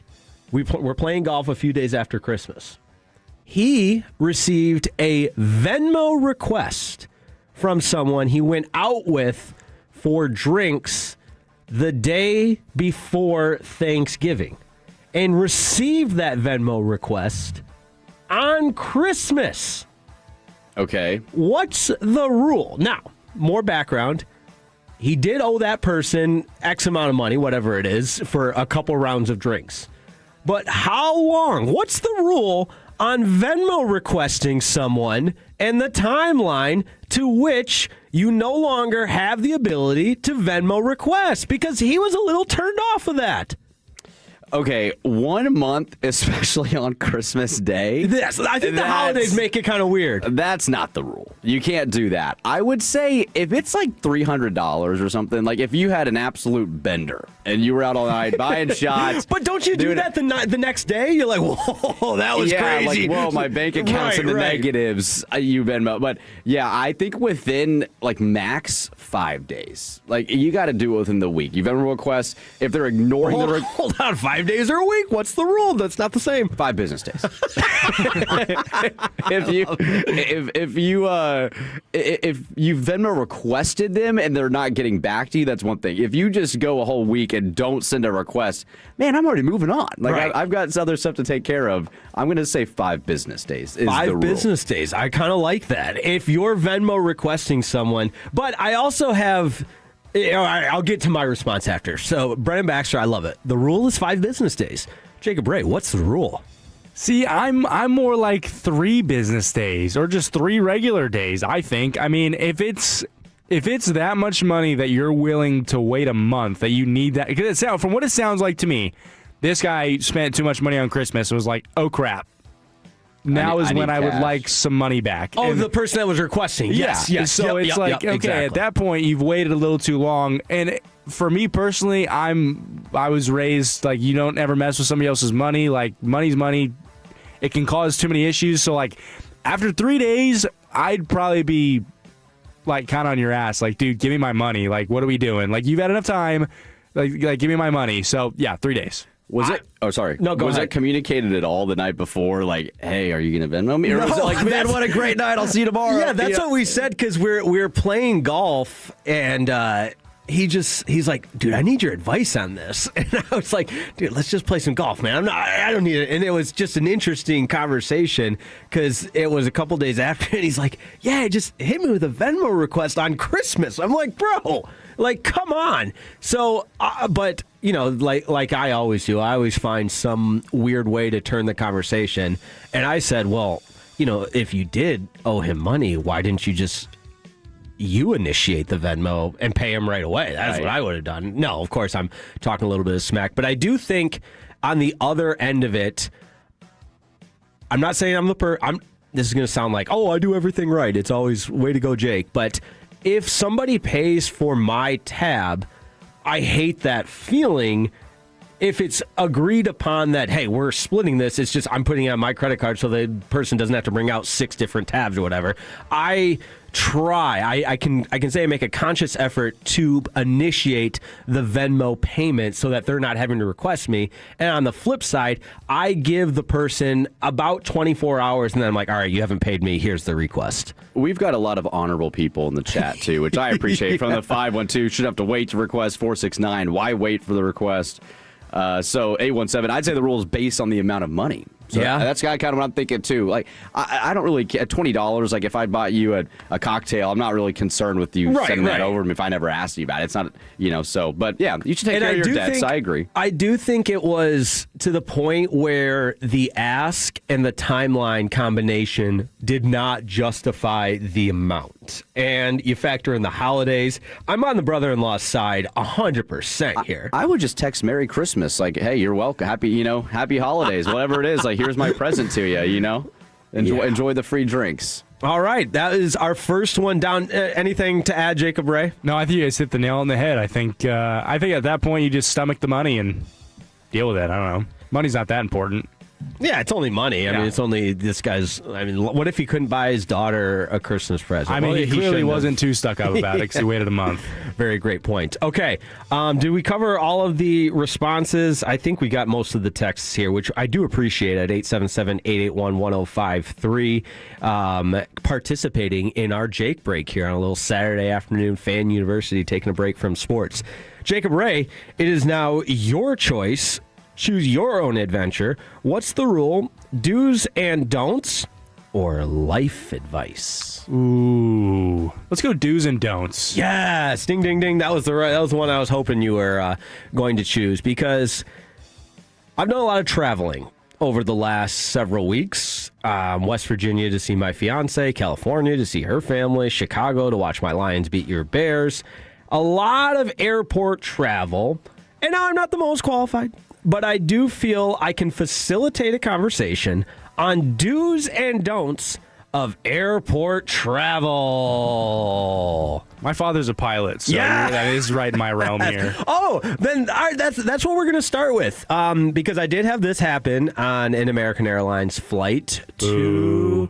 Oh, that's probably why it happened. The captain was 30 minutes late, and that was the only person we were waiting for, delayed the flight, and I didn't know the scenario or anything, but this is great perspective. I didn't even have this planned, but do's and don'ts. Do I have the right as I'm leaving that flight to flip the captain the bird?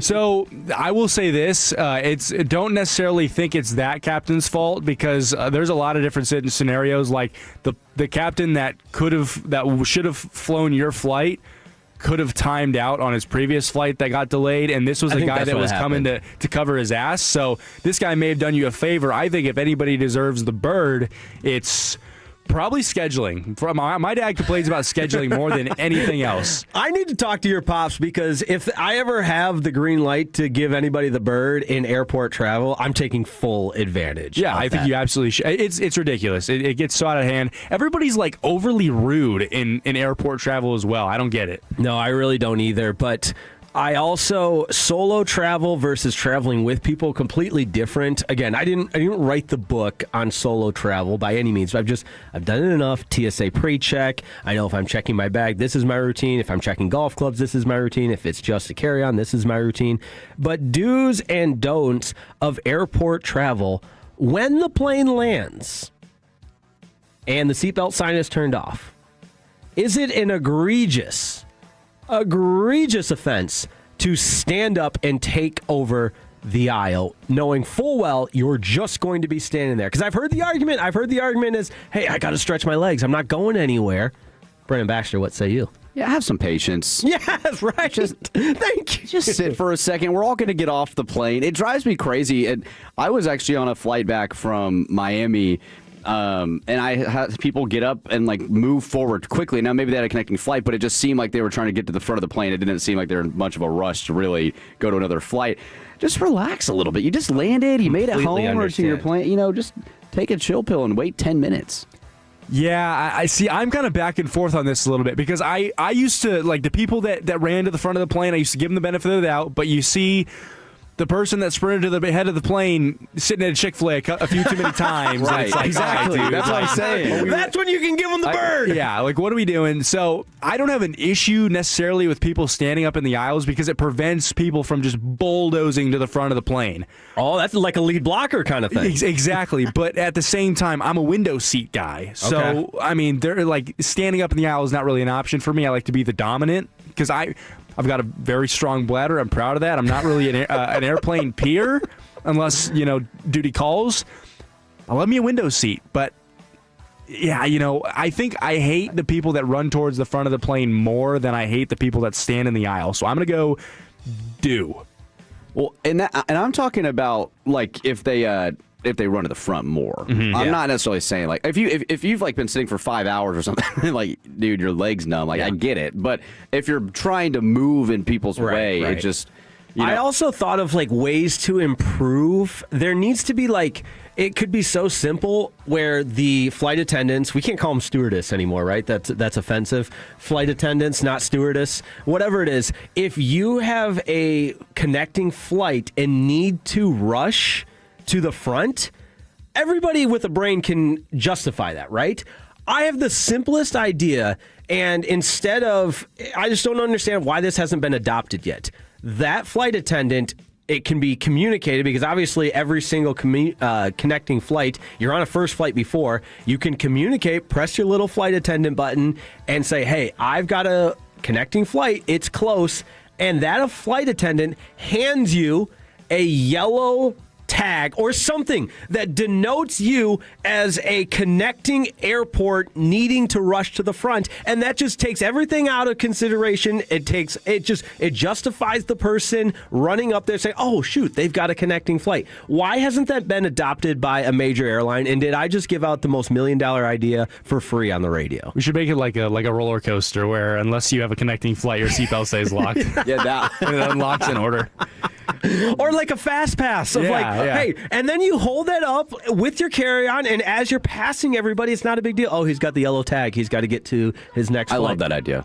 Could probably make a little extra money too, because you could purchase if you need to get off the plane that fast. That's you buy a little fast pass. We're changing the way air travel's done here on the Fan. You never know where a Jake break's going to go. I wish we had more time, but we'll continue the conversation on these weekends here on the Jake Break. So that's the first Jake Break on Fan University. We've solved some problems with what's the rule and do's and don'ts.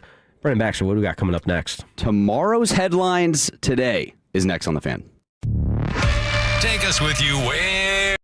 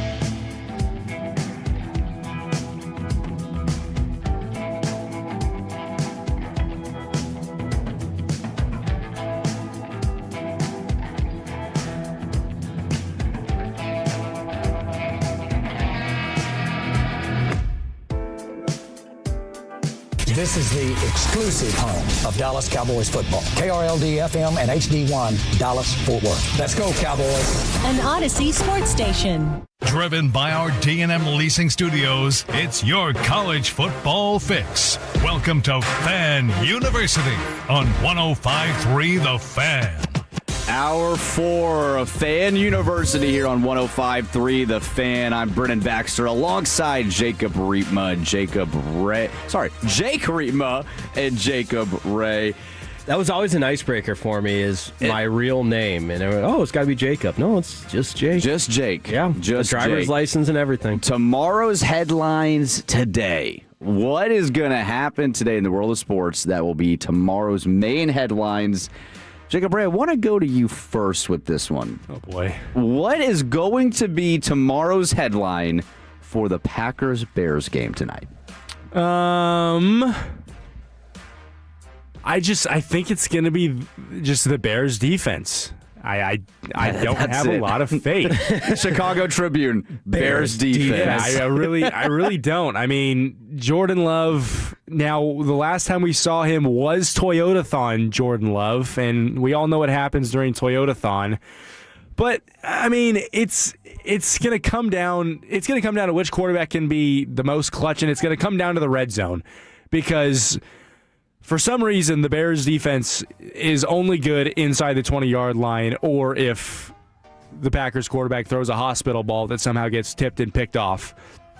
But it could be the Bears' defense once again gets shelled, and they give up 500 yards of total offense, like they probably should have done to the Lions.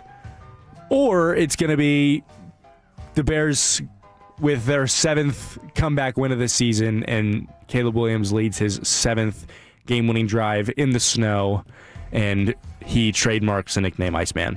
Oh, okay, Iceman. I was always the biggest fan of puns in headlines. Mm-hmm. And in my previous life, when I was what you call a sports information director, SID, and we would have to write game recaps for every single sport, writing a recap for an indoor track meet in the month of February was always a challenge. So I would just take whatever team's mascot won and use some kind of pun in the headline. And I feel like it's an underutilized skill set of being able to take team names or mascots and create a headline out of it, or something that goes with the city or the stadium or something, because I feel like headlines now, especially in the dying age of newspapers and everything, they're not appreciated the way they used to be. Okay, so showcase that skill, Jake.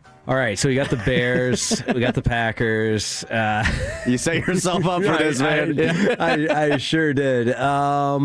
Caleb Williams or Cheesehead, Cheese Grater we could work in. Another thing, we could be talking about one of the fastest growing businesses in the city of Chicago, the foam cheese grater hats. Oh, yeah. That business could be booming tomorrow morning. No, it absolutely could be. Although I think Lions fans wore that before Bears fans did. Oh, did they really? A couple of years ago, a guy went viral for it. I could be wrong, but I do know a couple of years ago a Lions fan went viral for the cheese grated hat. But let me go. Little unity there. Good. What? Little unity there between the two of us. Yeah. We can all agree. FGB, as they say. Let's go with the Ben Johnson theme. Good, better, best. Good, better, best. Cheesed in the cheese head. I'm working through it. It's a work in progress. It's working through it, man. I like it, though. From the 936, maybe they'll name fingernail polish after Iceman. I like that. Yeah, we've come up with some really good business ideas today with the Fast Pass leaving an airplane if you have a connecting flight. Seems very simple to do, by the way. The fingernail polish line for Caleb Williams. I mean, the good ideas just continue to flow. I like it. We've got another Jake listening, too. It's the 682. I'm another Jake. Always call myself the true Jake. So 3 Jacobs here today on 105.3. I've got a headline for tomorrow. It's involving the Panthers, and it's just a simple 2 words: goodbye, Bryce. Ooh, I think so you've got him as a bridge quarterback. I've got Bryce Young as as a bridge quarterback. I think I don't think he's going to get an extension. And so Bryce will be going into year 4, no extension as a rookie quarterback. I think this will be a performance the Rams dominate the Panthers, and it kind of showcases that Bryce is not going to take them to levels that you ultimately need to be a franchise quarterback, and they look at addressing that position in the draft in 2026. I love it. How about this one from the 214? Bears wake up from playoff hibernation. That's good. That's good. I like that. That's a good one right Where's there. the bell? I don't have the bell to do it, but well done. Done. Could we possibly see our boy Trinidad Chambliss in Charlotte next year? See, that would be interesting, but he's also like an undersized quarterback as well, too. I feel like you'd want to try to move forward with someone more of like a prototypical quarterback, but I could see it. They just need, like, Bryce has moments where you're watching him and he can have a couple good drives or sustain a game for a while, but then he just has some bad throws. It doesn't seem like he gets a ton of velocity from the hash to the sideline a lot, and he can get picked off pretty easily, and his pocket presence isn't nearly as good as what I think it looked like in Alabama, where he was able to evade a lot of pressure. That hasn't been the same in Carolina. I got one for you. Wait, can I do one more before we get off this? Yeah. What if the Panthers draft a quarterback from the same high school class in Carson Beck 4 years later? Is he really that old? He's in the same class as Richardson, Bryce Young, and C.J. Stroud. That is crazy. I knew he was old, but wow. 4 years later. 4 years later. How did he get so many years of eligibility? Did he apply for an extra year? Or an extra 3, probably. Yeah, I don't know how that works. Jeez, oh, Pete. I mean, poor Trinidad Chambliss is getting his waiver denied, and you got Carson Beck just making the lap from different teams. All right, my headline, kept pounding. Panthers run game overwhelms Rams. Okay, so you have the Panthers winning. I just wanted to do that headline, kept pounding, because that's their big thing, keep pounding. And, shout out to the old Cowboys running back, Rico Dowdle. If the Panthers are going to win this game, I think it'll be on the ground. And that, ball controlled style offense, keep Stafford off the field and everything else. Who do we think the old drum guy is going to be at the Panthers Stadium today? Oh. Who would you pick beating the drum? Greg Olsen, if he has any interest. Oh, Greg Olsen's a good one. I was going to go I know he's been used a lot. I'd probably go like a Steph Curry or a Cam Newton. Oh, Steph Curry being from there. Yeah. But what was he, other than just a Panthers fan? Not really. I'd probably go Cam Newton. Yeah. I've got one, depending on what happens today on Cameron Indoor Stadium. Ooh. But the SMU Mustangs against the Duke Blue Devils today. SMU with the road win, shocker. Headline in the Dallas Morning News tomorrow is Mustangs prove legitimacy. I like it. That would be huge. I mean, this SMU team was ranked 24th at one point, and college basketball, say what you will, it's the biggest tournament, the biggest postseason tournament. Hard to get the juice going for the regular season because you just kind of have to have a pulse to be able to get into the tournament, and then it's anybody's game, but I like it. I think SMU's doing a lot of good things so far this year in college basketball, and we are Fane University, so we had to throw in a college basketball thing. It said that announced from the 214 Cam Newton for today. It's been announced. So there you go. By me. So good call by me. I love a little self-promotion. I would have liked to see Greg Olsen. I think Greg Olsen, Luka, God, what's his name? Well, I think Greg Olsen's on the call for one of these games. Oh, is he calling the game today? I don't think he's calling that. Wait, hold on, let me look. 1 second. Yeah. All right. I got another one for Bills, Jaguars, Duvalde. And we're just going to make it a verb. Jags beat Bills. Okay. Duvalde.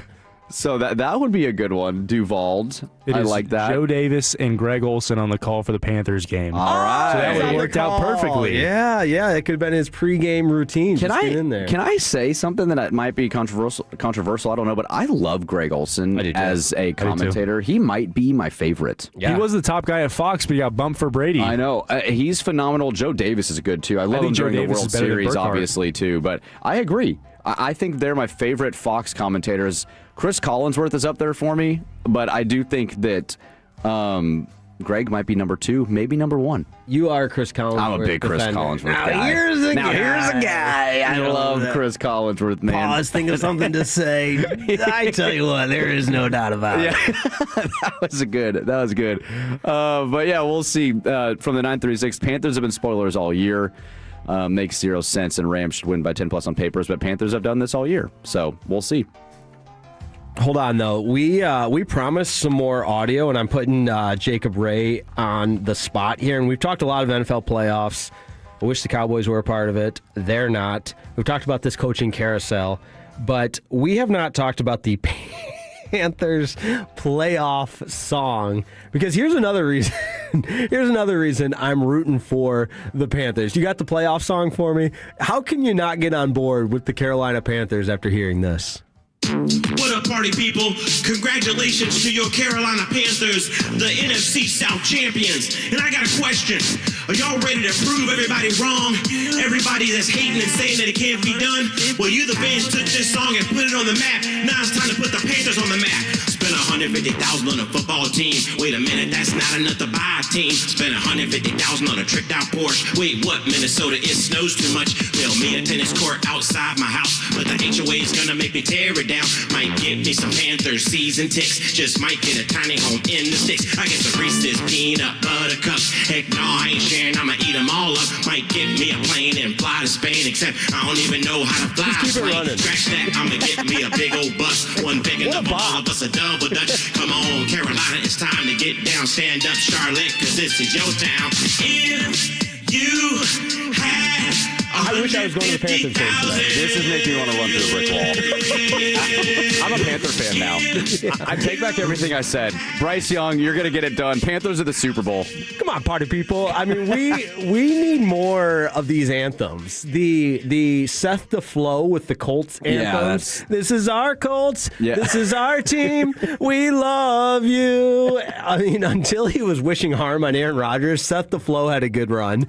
I don't know who actually sings that. I should have given him credit.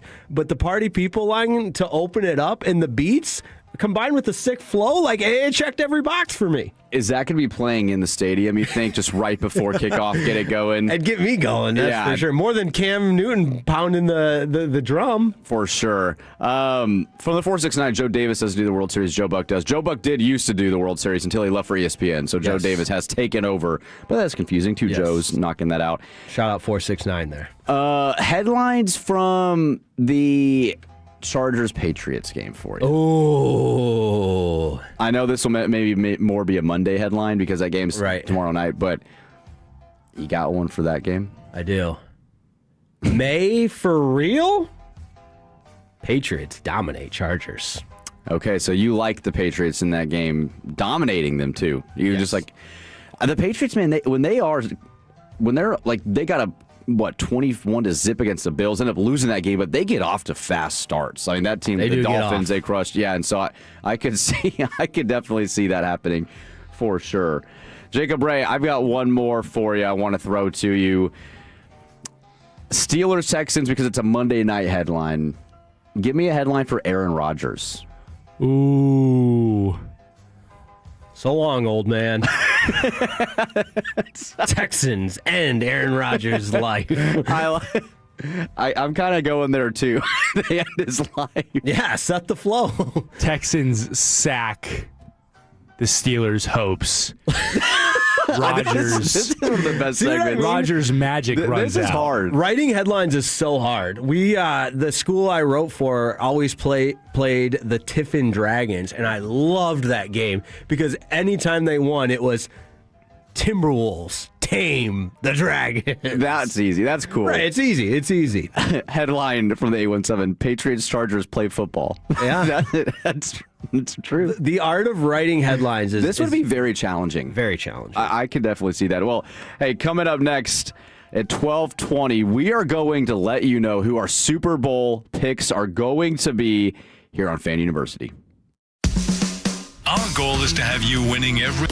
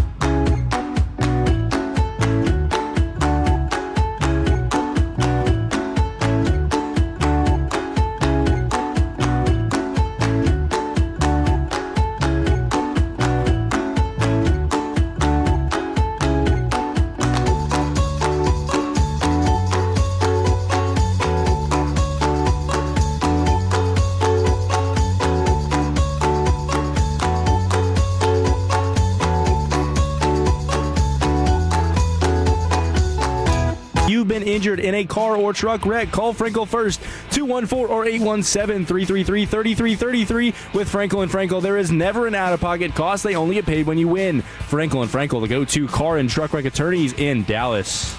What a show it's been today on Fan University. Hour 4 wrapping up here with some predictions for the playoff. Going to get into who will eventually win the Super Bowl and then get into some crosstalk with CA coming up at 12:40.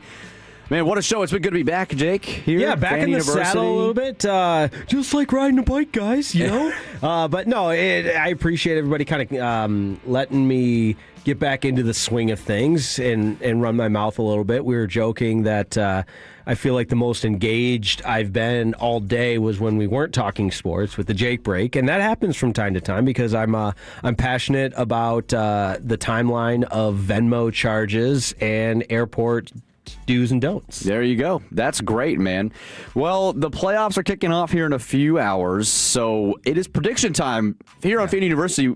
Which, by the way, Odyssey Rewind if you missed anything. Yes. Go to Odyssey Rewind and text in your predictions at 877-881-1053. It's time to predict the NFL playoffs on FanU. We usually do predictions right before the 11 a.m. kicks here for college football, and that's now over. So we're going to predict the NFL. We'll see how this goes. We'll start with today's games, Jake. You've got the Panthers hosting the Rams, 3:30, and then you've got the Bears hosting the Packers. Who do you like in the first set of wild card games? Well, before today's show, obviously the Rams being as big of a favorite as they are, you're inclined to pick them. But then I heard, what are they, 10-point favorites in a playoff game on the? No, are they? Yeah, they're on the road. On the road in Carolina. Of course it is because. Which, by the way, do we have just a glimpse, just a little portion of our Panthers song? Any chance I could hear just maybe like 5 to 10 seconds of that? Because that makes me want to pick the Carolina Panthers. They got destiny on their side. It's the Panthers' time to shine. They say it can't be done. It can be done. And we are proof. You get out there in that stadium and you light it up. They say it can't be done, but it can be done. To hear any type of offensive call. Look, that's now the second time I've heard this. I'm changing my pick. Yeah. Can we just agree we're rooting for the Panthers We're to all at least rooting cover? for the Panthers to cover today. So you're going Panthers covering, but eventually losing. I think the Rams win. And then you've got Bears, Packers. Bears-Packers, because I love Jacob Ray so much, and I do acknowledge how good of a coach Ben Johnson is, and I love to hate the Packers, but I love to hate the Bears too. I mean, come on, I spread my hate equally, but I think the Bears are the better team. They're at home. They just got to get over the hump of kind of the mental side of it. The we've never done this. We haven't beat the Packers in a playoff. They really haven't played that many playoff games, but I think I saw on NFL Network it's been since like the 40s since the Bears have beat the Packers in a postseason game at home. All right, time to change that. Jacob Ray, Rams, Panthers. You know, we can make it a 3-way sweep for the Panthers. Come on, party people. And it's not because I think Bryce Young plays well. I don't. I think he finishes his game with two interceptions or 2 total turnovers. I'll say that. We'll give him an interception and a strip sack. But man, that backfield with Chuba Hubbard and Rico Dowdle has just been so dynamic at times this season that you really don't know what you're going to get. And if Dave Canales can just find a way to get the ball in their hands, whether it's in the screen game, whether you throw Rico on a little Texas route, whether you hand it off, a little sweep, just anything. If you get it in the hands of your playmakers and you utilize Ted McMillan the way he's supposed to be used, then I absolutely think this can be a Panthers win. And Matthew Stafford also has to not lose them the game because I think we kind of all deemed him like the top quarterback of the year, and then he started throwing pick sixes, and he started turning the ball over way too much and getting too confident. So I think the Rams are a better team, but in the playoffs on the road, it's kind of hard to predict, and one team has a song, one doesn't. So give me the Panthers. Give me the song. And then you've obviously got the Bears over the Packers. Obviously, yeah. Yeah, but that is a good point about Stafford that I brought up. That Thursday night game several weeks back, right before Christmas, between the Rams and Seahawks. People don't want to acknowledge the fact that Stafford had three opportunities, and I know there was the bad missed field goal, But doesn't an MVP close out that game when you're up that amount of points in the fourth quarter? And even as the Seahawks are fighting back, he had multiple drives that could have ended the game and didn't. And make the case for whatever you will about why he's an MVP. An MVP closes out that game. And I know I'm cherry picking, but there's been enough examples that the Stafford criticism, I think, is legitimate and warranted. Yeah, I think that's fair. These teams played on November 30th again, so that's why I'm just kind of interested that it's such a heavy favorite. I know the Panthers are under 500, but they beat the Rams just a little over a month and a half ago. So I do think that the Rams will win, but I do, again, think it'll be under 10.5. I think this will be a competitive game. But Rams win, and then I like the Packers, man, tonight. I know, Jacob. I know, but I like Matt LaFleur and Jordan Love to get it done in Chicago. We'll see. Let's get to tomorrow's games. We'll start Jags-Bills, Jake.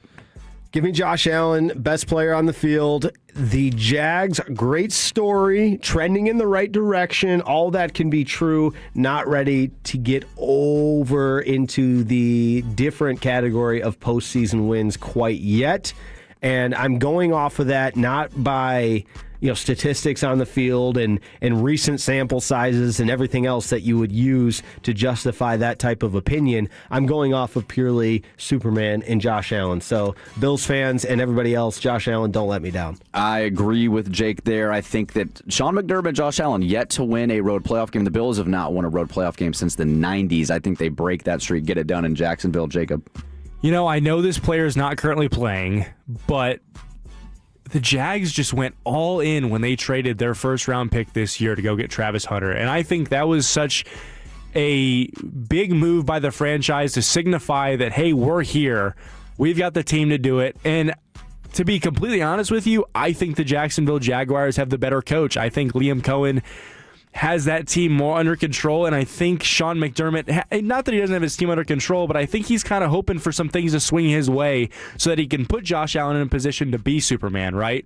And I blatantly love offensive coaches more than defensive coaches in the playoffs, and the Jags have just been on fire. So I'm going to go with the Jacksonville Jaguars in this one. All right. I mean, I can see it. I think the Jags coming in with an 8-game win streak, they could go to the Super Bowl. I don't sleep on the Jacksonville Jaguars. I love the take you said earlier where the two teams here could be the favorite. I would think that the winner of this game, I think, goes to the Super Bowl, in my opinion. All right. We got Eagles 49ers, Jake. I got to stick with my guns from earlier in the show. I do think the 49ers have been slept on this season. They were a game away from the number one overall seed in a really good division. It's the old coin flip of which offense shows up, the 40-something point offense against the Bears or the 3-point offense against the Seahawks. The challenge being the Eagles' defense, I think it's closer to a Seahawks defense than it is to a Bears defense. So still a lot of unknowns, but give me Brock Purdy, that playoff experience. And I know the Eagles have their experience. They're defending champions, but big on-the-road win outright. Give me the 49ers. What Kyle Shanahan and Robert Saleh have done to make this defense respectable with the amount of injuries they have and with Brock Purdy being out multiple games this year has been phenomenal, but I do think it ends here. Everyone's talking about the Eagles and the drama surrounding them, and this team is a shell of the team last year, and maybe they are compared to what that team was, but I like them at home over San Francisco here. Jacob Ray, you 49ers or Eagles? Do we have any okay, Trent Williams is questionable. So this game gives me kind of a vibe of like Cowboys and Packers in their last matchup in the playoffs, where I think if San Francisco wins a toss, takes the ball, and goes out and punches Philly in the mouth, and you get that crowd to start booing, their offensive coordinator starts to scramble a little bit, Patullo's kind of like, oh, yeah, they're booing me. It could get ugly, but I think this all has to do with whether or not Trent Williams plays. When he plays, they've got like over a 680 win percentage, and when he doesn't play, they lose 1 out of 4 or 3 out of 4 games. So he is a big factor in the run game. When the Bears and Eagles played, the Eagles couldn't stop the run game. The Bears ran for over 200 yards on him. I don't think McCaffrey's got that in him. But again, I'm going to go with the offensive head coach. I'm going to go with Shanahan in this one. Riding the offensive head coaches this wild card weekend. Great thing for Jacob Ray. Chargers, Patriots. We've talked about it. You like Drake May there to get it done, Jacob? Or Jake? That's twice now. He's throwing it to me. Yeah. Fool me once, shame on me. It is getting a Fool little me challenging twice, in here. strike three. You know the old saying. That's how it goes. Call me Jacob one more time. No, I've been called much worse. I should be called much worse. Hey, doofus. Anything else? I'm going to go with... Ooh... I said that because I had a little catchy headline with Drake May that I already forgot. But yeah, why not? Give me the Patriots. All right, Give me Mike Vrabel, ultimate football guy. That's Jake Reepma. Jacob Ray, your pick. It's so fascinating to me that a team that pounds the run so well like the Chargers do. It's just amazing to me because what do they always say? How do you neutralize a pass rush? You run at it. And the Chargers run the ball as much as any other team. And for some reason, Justin Herbert still gets sacked 6 times a game. So, yeah, I don't really believe in them. I've been given no reason to believe in Justin Herbert in the playoffs. And to be honest, I think Drake May is the next coming of Tom Brady. So give me the Patriots. Whoa! All right, high praise for Drake May there. Good, mighty. Next Tom Brady. We'll see what happens. I mean, he's got 24 years to go, I think. My hot take of the postseason was that both 7 seeds advance, so I got the Packers and the Chargers advancing out of wild card weekend. So I will roll with the Chargers. Last wild card game, Texans-Steelers Monday night. Dude, I'll be honest. After watching Aaron Rodgers in the fourth quarter last week against Baltimore, I know the Texans' pass rush is very good. It's going to be hard to score again, but I think the Steelers break the trend of these playoff losses. And at home Monday night, Mike Tomlin, 23 straight Monday night wins. Yeah, the dude's like unstoppable on Monday nights. Give me the Steelers. Ooh, we are definitely on different pages here because that Texans defense is scary. That formula, I'm going to give you a big formula guide. That's the formula that wins in gritty, tough playoff football. Great defense, gritty. I already mentioned that. Did I mention they're gritty? D'Amico Ryans, they're tough. No, they're really tough. They play great defense, but they're going to win a 13-10 game or a 16-13 game, whatever it is. And I just feel like this is the next step that the Texans as an organization, I guess CJ Stroud too, will mention the offense, but it's D'Amico Ryans' team. It's a defensive-oriented team, and they get it done on the road. Yeah, I don't know if this was mentioned, but I mean, my favorite part about the Texans is how tough and gritty they are. They're tough. They're so tough. That travels. They're tough. They're gritty. They play great defense. I mean, Will Anderson and Danielle Hunter are going to turn Aaron Rodgers into a sack lunch, man. No. As long as CJ Stroud doesn't throw like 3 interceptions and you get the ball to Nico Collins in space and you just run the ball for like 3.5 yards a carry, I think you take care of the Steelers pretty easily. I don't believe in these teams that are built up of old washed stars in a way, and not as tough. They're not as tough. Gritty. They're not gritty. Yeah. They don't like to get their nose dirty. They don't get after you. They don't get after you. No. So give me the Texans. All right, before we go to break, Super Bowl champion Jake Reepma is who? Oh, putting me on the spot like that. Come on. No, I actually have had the entire show to prepare for who I think the Super Bowl champion will be. Give me that Panthers song. I'm just kidding. You changed the prediction. Bryce Young becomes a legend.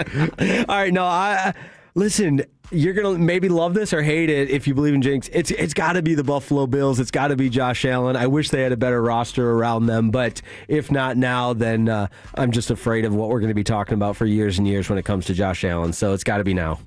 Oh, man. Rams.